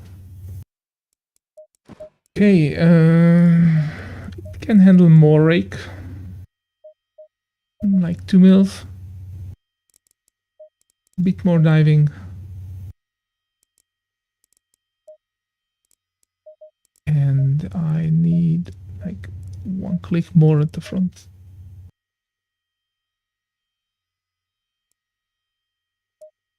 Also, I had a mistake. Did not save the race setup with the 1 click more brake bias. Let me correct that.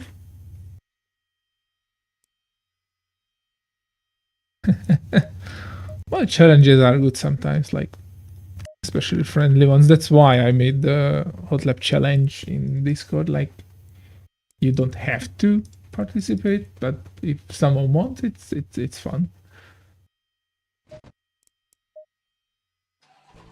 It gives, like, Aspro is really going on it, which is cool. Hopefully more of you will. And it will be like a friendly war. The issue is like on most open online hotlap challenges, like one alien comes in and crashes everyone. That kills the fun.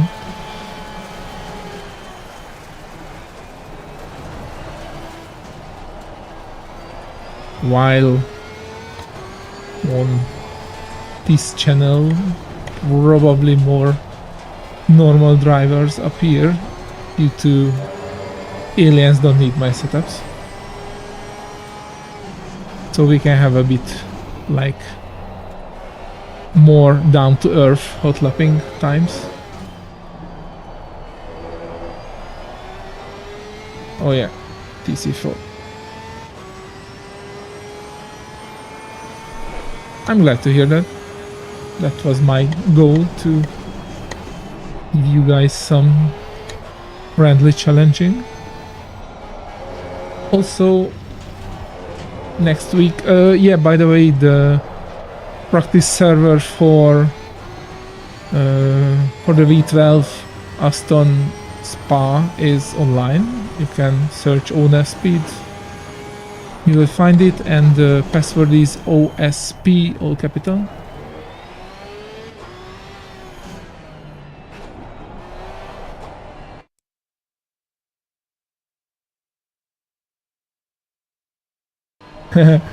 Yeah, well, that's a good mentality.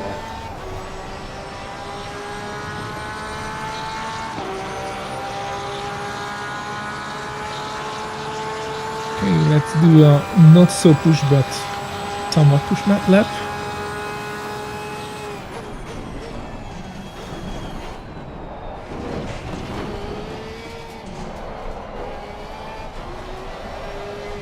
Oops.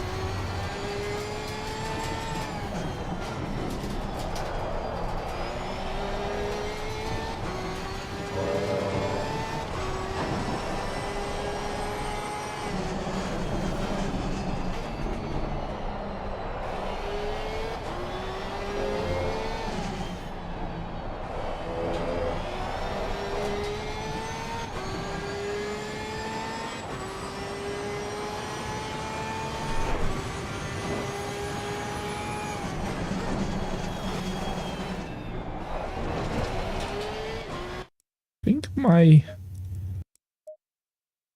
debouncing is too much.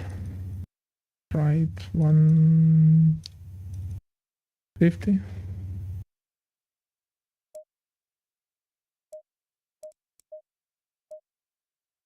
So let's set the view.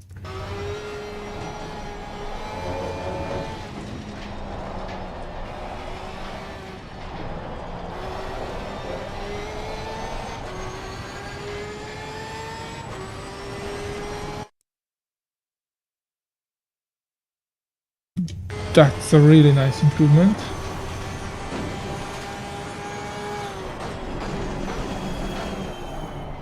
Yeah, the V12 Spa was voted for the 3000 sub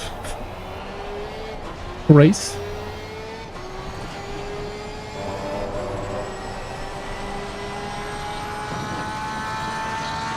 I will drop my setup, because luckily I have a setup for that already, due to Race 14.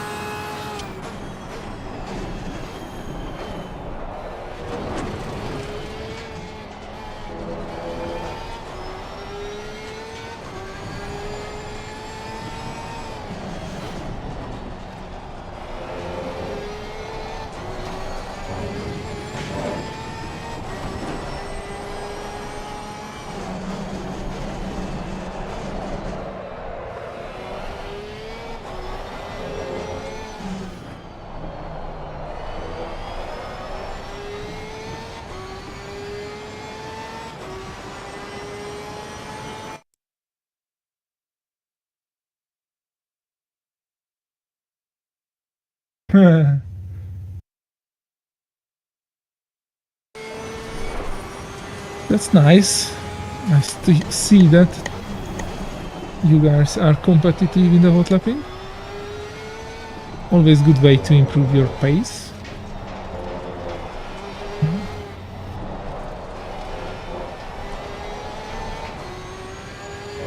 That damn corner.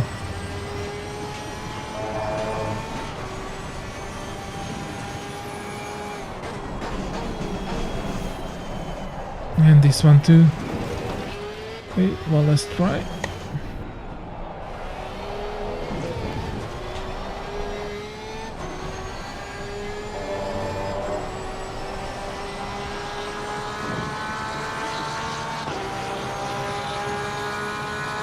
Yeah, like if you do a lot of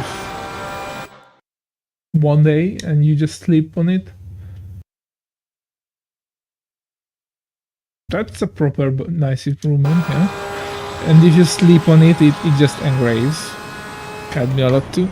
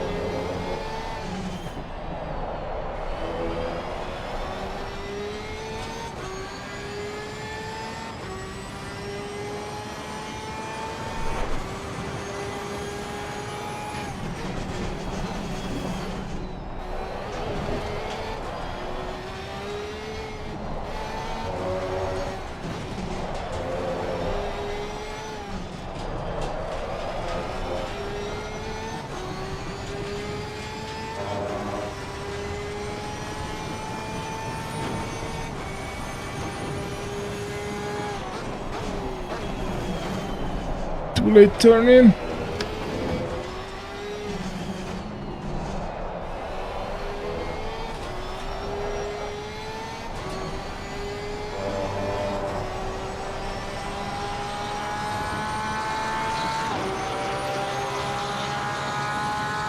Okay. A few things. I will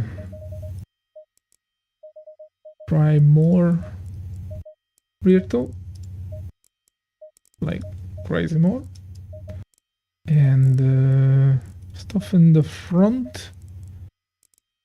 Give the rear like one click and decrease the brake. And let's and TC4.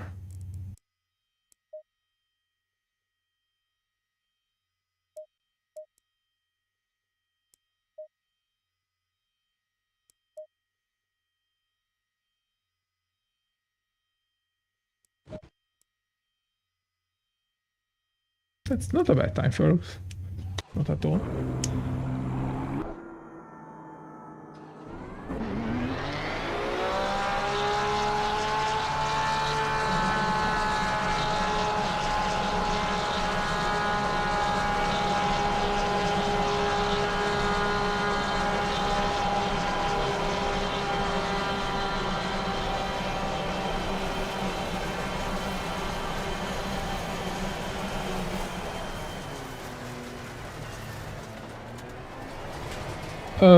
I don't know the percentages. You should, like, as I said, you should practice as much for the license as you are willing to practice for a race. Like, a race for every week. Because basically you will be put into that section. So if you do too well in your license, you will be... My headset battery is low. Great. If you do too well in your license, then you will have a too high split and you will race against too fast guys because you won't be able to practice that much for the race as you did for the license. While if you sandbag yourself and not practice enough, then you will be put into a lower split and you just crush everyone, which is not good.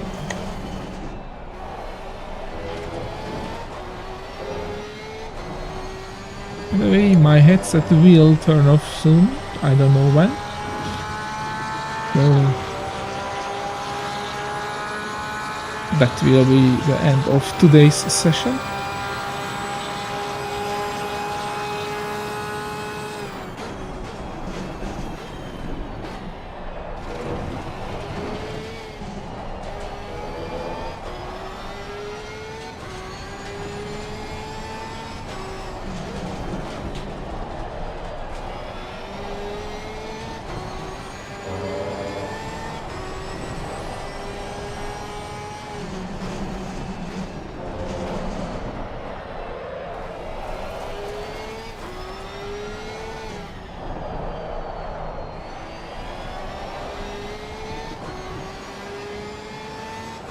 I am overdriving the car.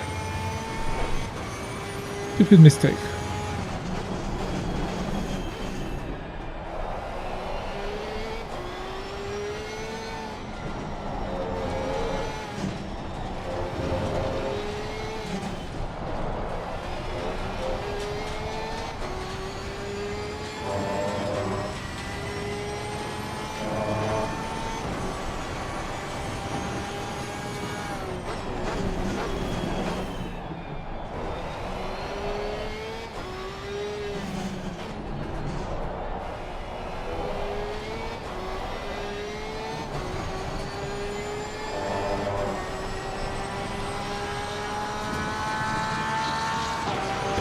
See if I can break Mr. Bert's time.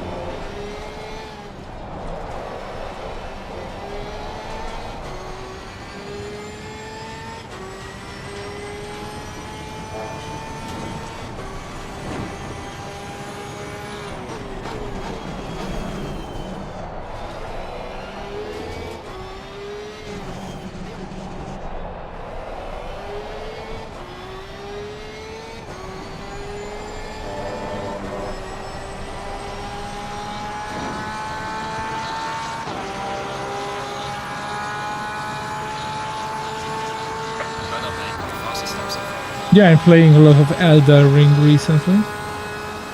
Still not playing the DLC yet because I started it from zero.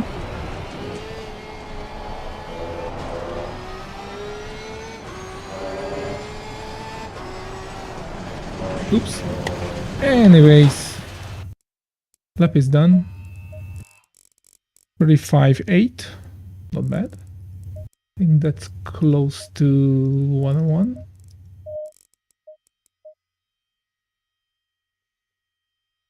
So I'm happy with that. And that was in the hot session. Let me check how much power the Quest has. It has 23%. Yeah, not too much.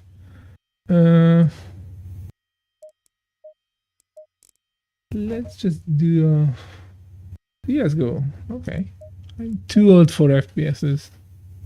I had my FPS era like 20 years ago.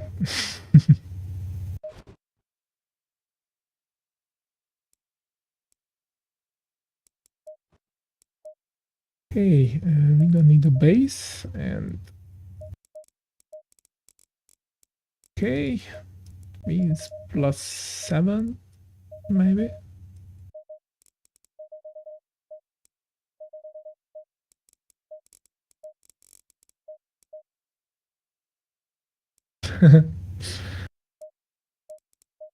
Yeah, but that was a quality setup. Green light. Give it a Let's see what the race setup can do in a bit better conditions. Before my headset decides like goodbye.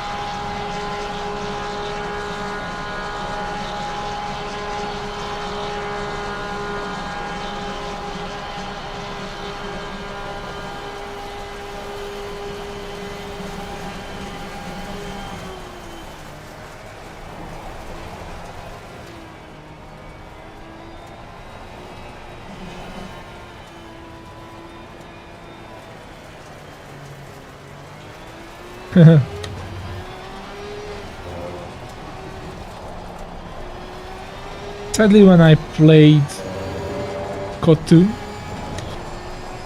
the pro gaming scene was much thinner. I was decent in it. I played in Team Hungary. So basically, best 10 of my country.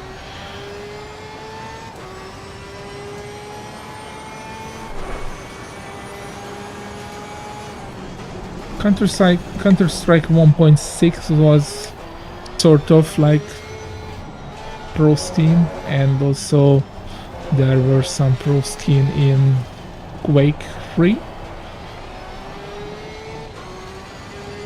But other than that, not many players could live from their gaming. It was nowhere near as big as now.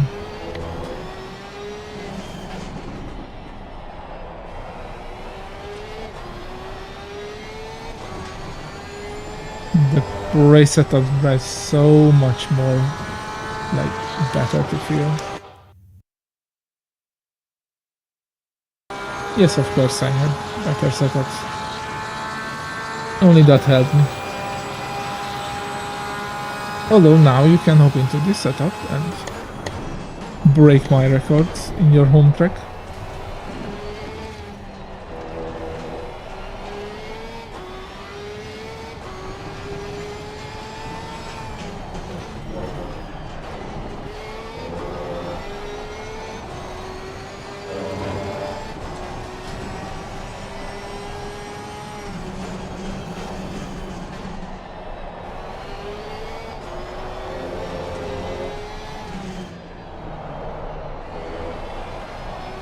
This race setup is so much better to drive. Oh my god.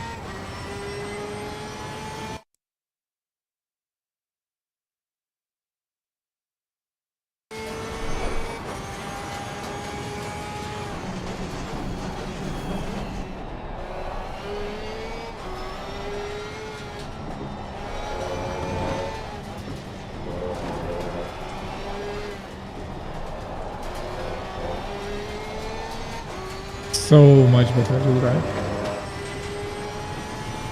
Let's see. Tires are decently up to pressure.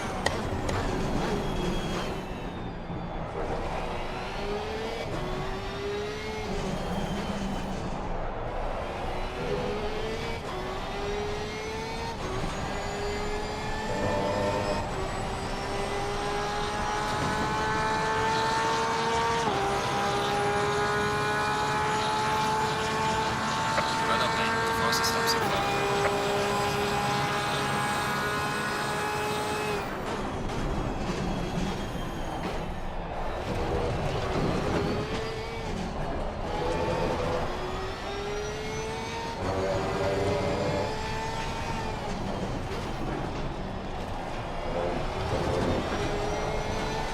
Mistake.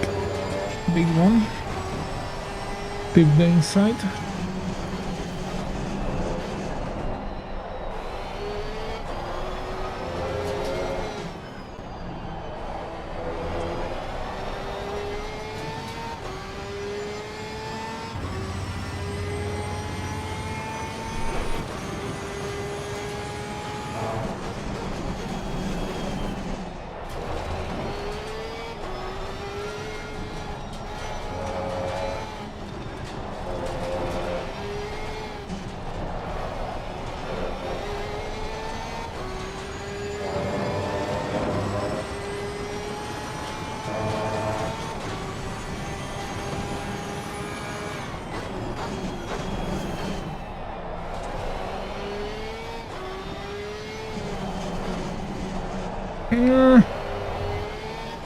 The last corner.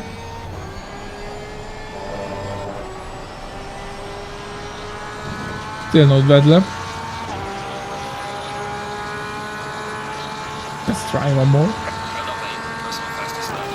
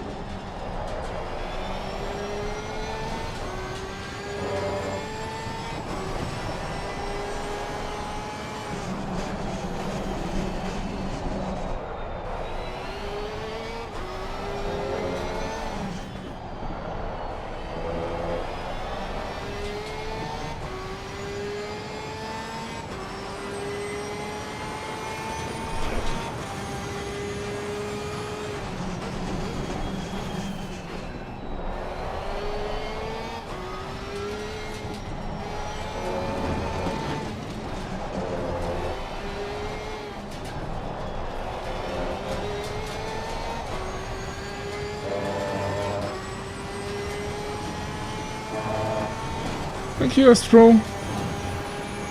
If I would not screw the last corner, but I have chance to improve there now. There you go. That's more like it.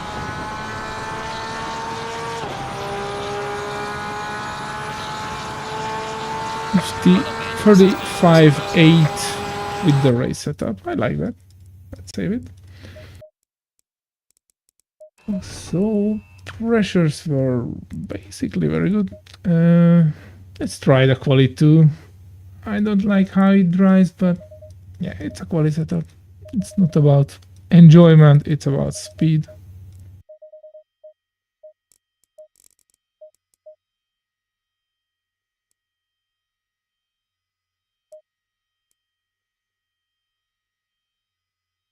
So let's check my headset battery is at still at 20%. That's weird. Okay, maybe it will survive. Maybe if I decrease the brightness a bit. Worth a try.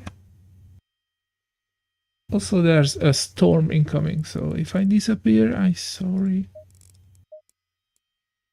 Usually my net is fine and there's not too much electronic issues around, but you can never know.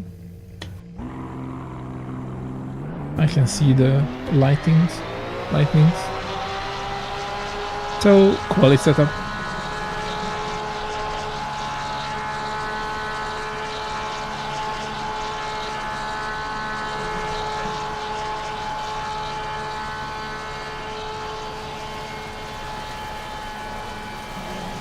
Also, sorry skirts, I think I destroyed your time now with the race setup.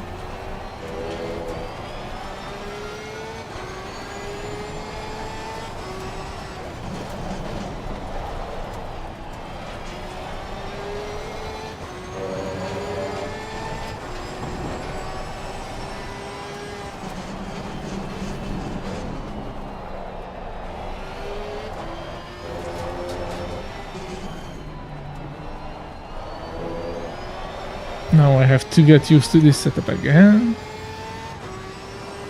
It's so much easier to get used to the race setup because you can just basically feel the car. With this one, you just have to like push it and hope for the best.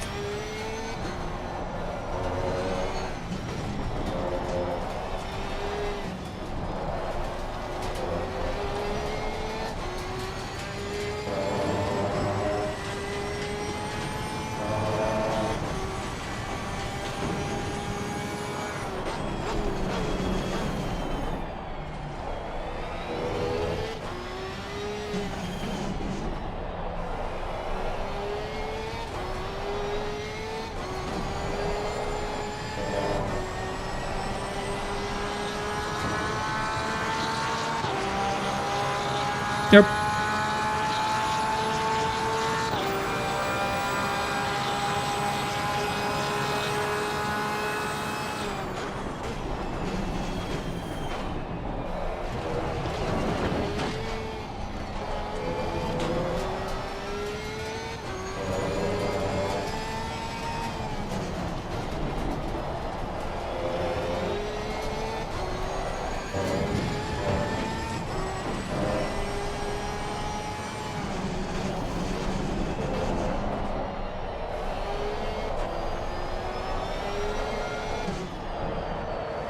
Drifter.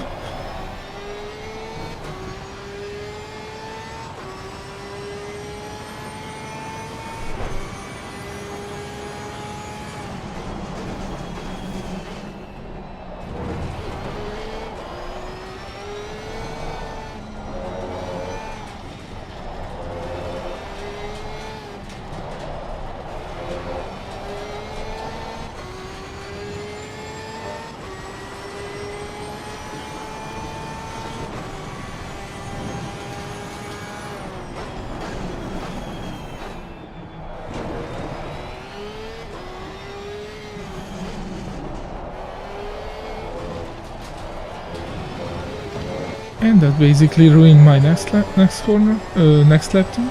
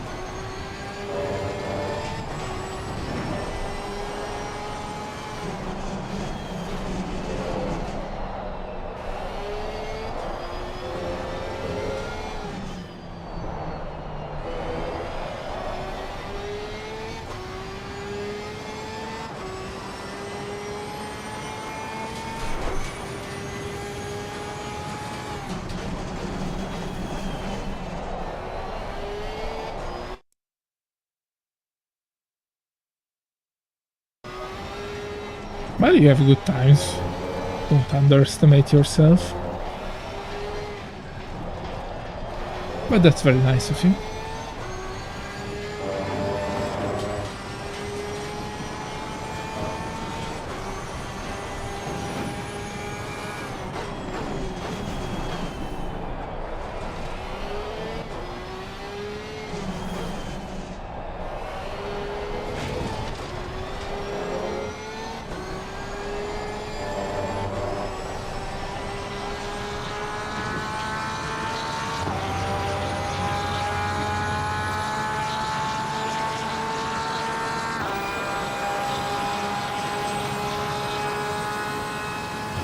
Front last is deflated. Probably I lost some pressure somewhere.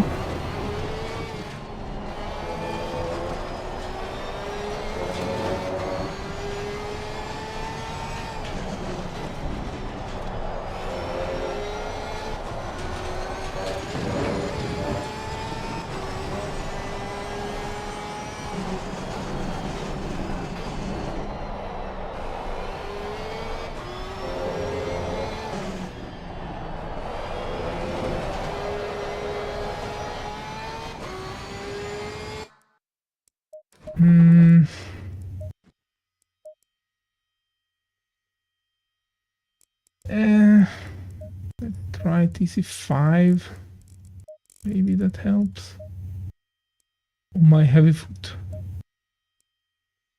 And like, I don't know.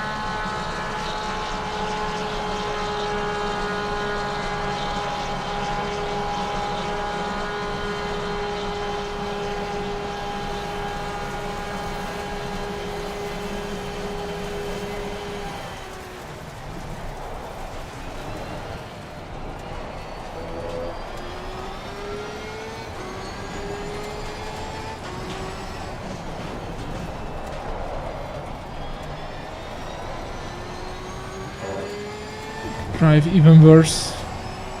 I hate negative rear toe because the car drives so shit.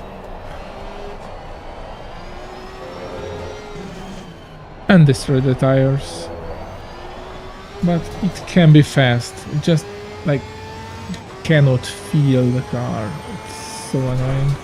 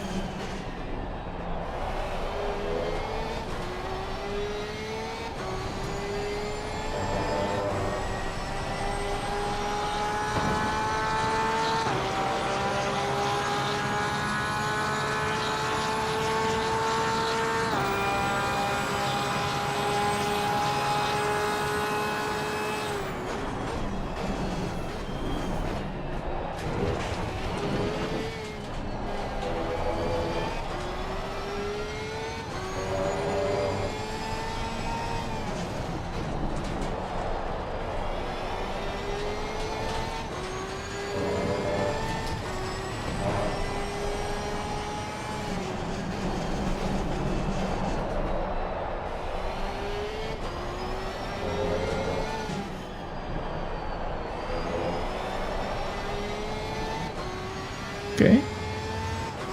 Drives decently with the changes.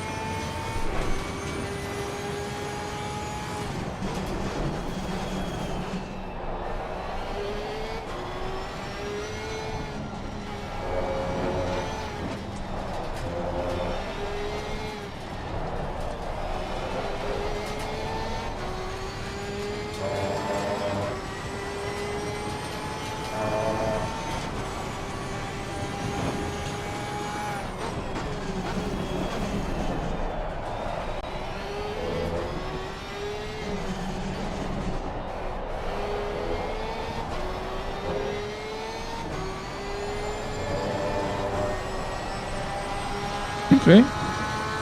That's Sub 101.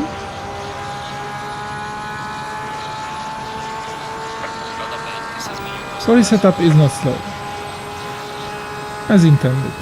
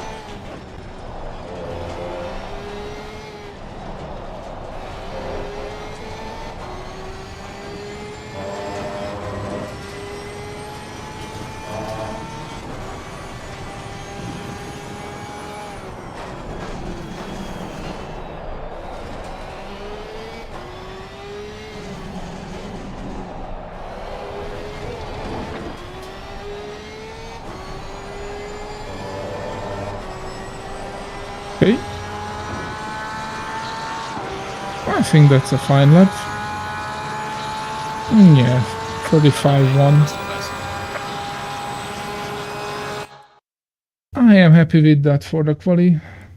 The 35.8 for race, 35.1 for quali. That's cool. Let's save it. Yusuf, definitely. It is better in many things. There are a few drawbacks. Mainly, you cannot run any kind of overlays. It's a bit less comfortable, I would say. So, like, there are limitations, but like raw performance, like you can view into the corners, you have depth sense. It's better, like categorically, like than any kind of monitor setup ever can be, due to the monitor setup has limitations as they are two-dimensional screens. So if you can live with the shortcomings, I can completely. Then it's just much better. Skirt says, "Ouch." Yeah, but that's a very aggressive quality setup. Don't forget. But I like that lap. Lost a tiny bit of speed at the last corner, but otherwise that was fine.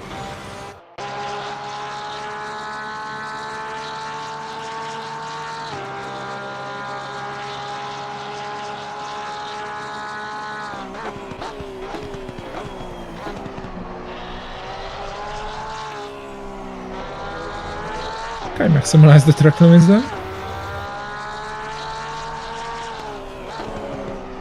A lot of trail braking here. Back on the throttle aggressively.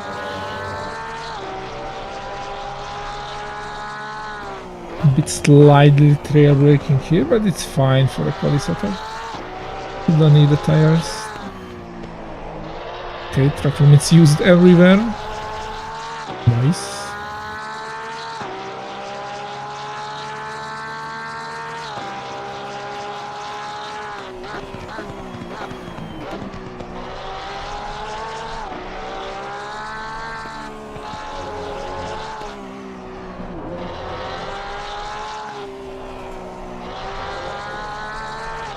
Good.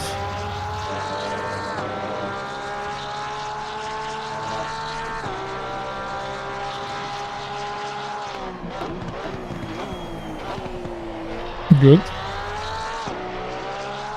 Here I lost some time due to that bouncing, but it was like less than half time, so that's fine.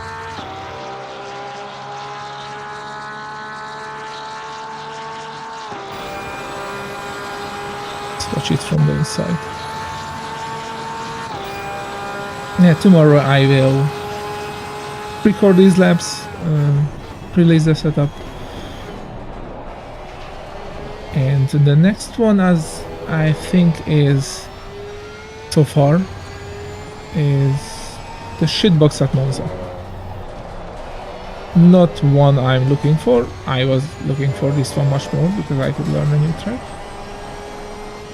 But it's fine, it's fine.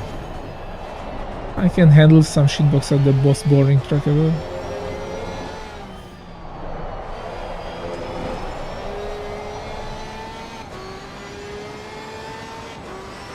I'm quite proud how much I use the track. And I learned the track to sub 101 in 3 hours while making a setup. That's not bad, I think.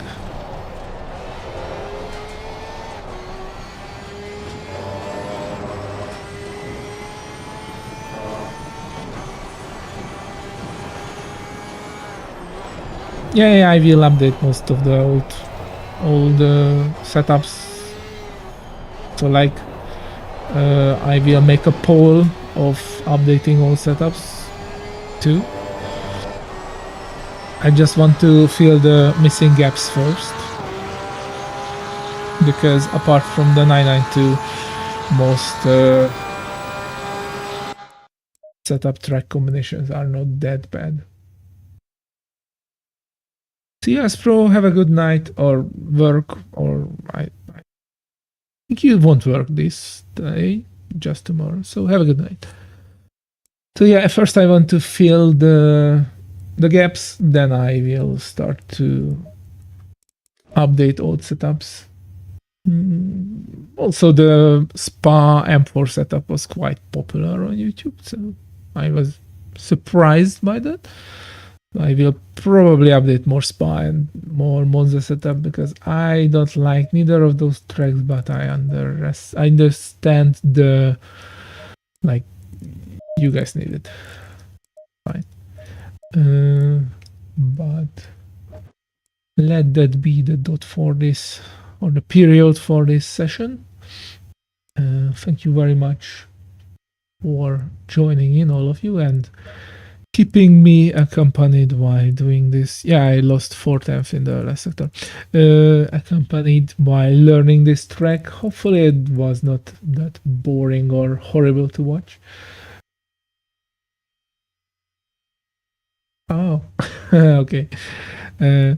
Horrible to watch? Or you just laughed at my suffering? I think I like the track. It's fine. It has like this corner. This is pure hell.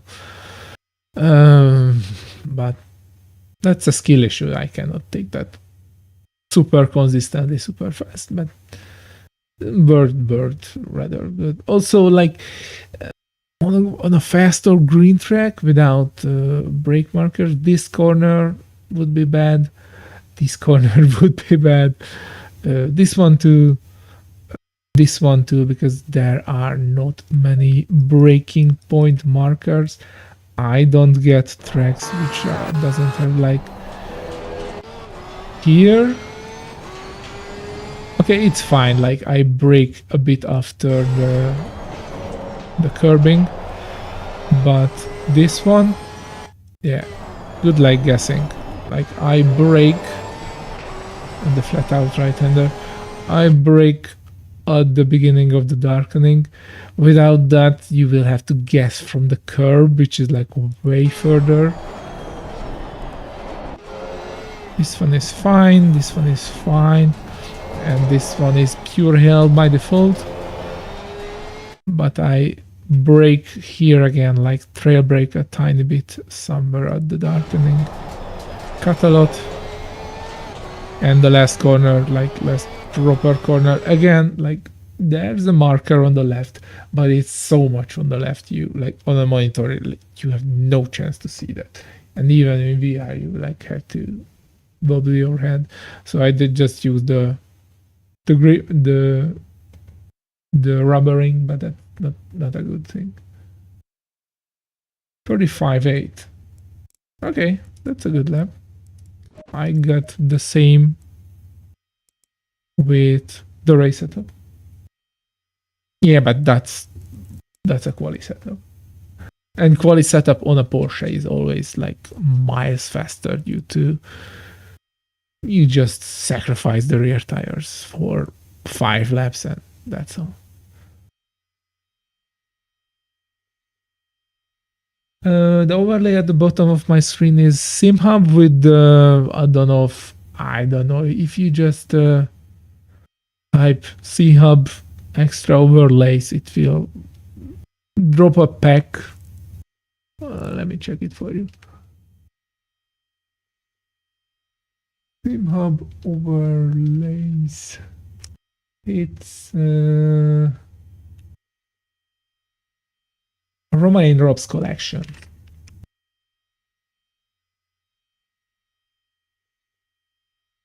Separate setups for quali and race or what? Yes, I have. Or what do you mean? I do race with these setups.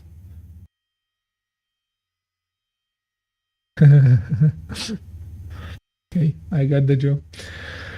Alright, gents, thanks for joining in, and have a beautiful evening, night, and see you tomorrow. I don't know what I will stream tomorrow, but I want to stream something. So if anyone has like Monza shitbox is if there's no better idea from me or from anyone. Good night.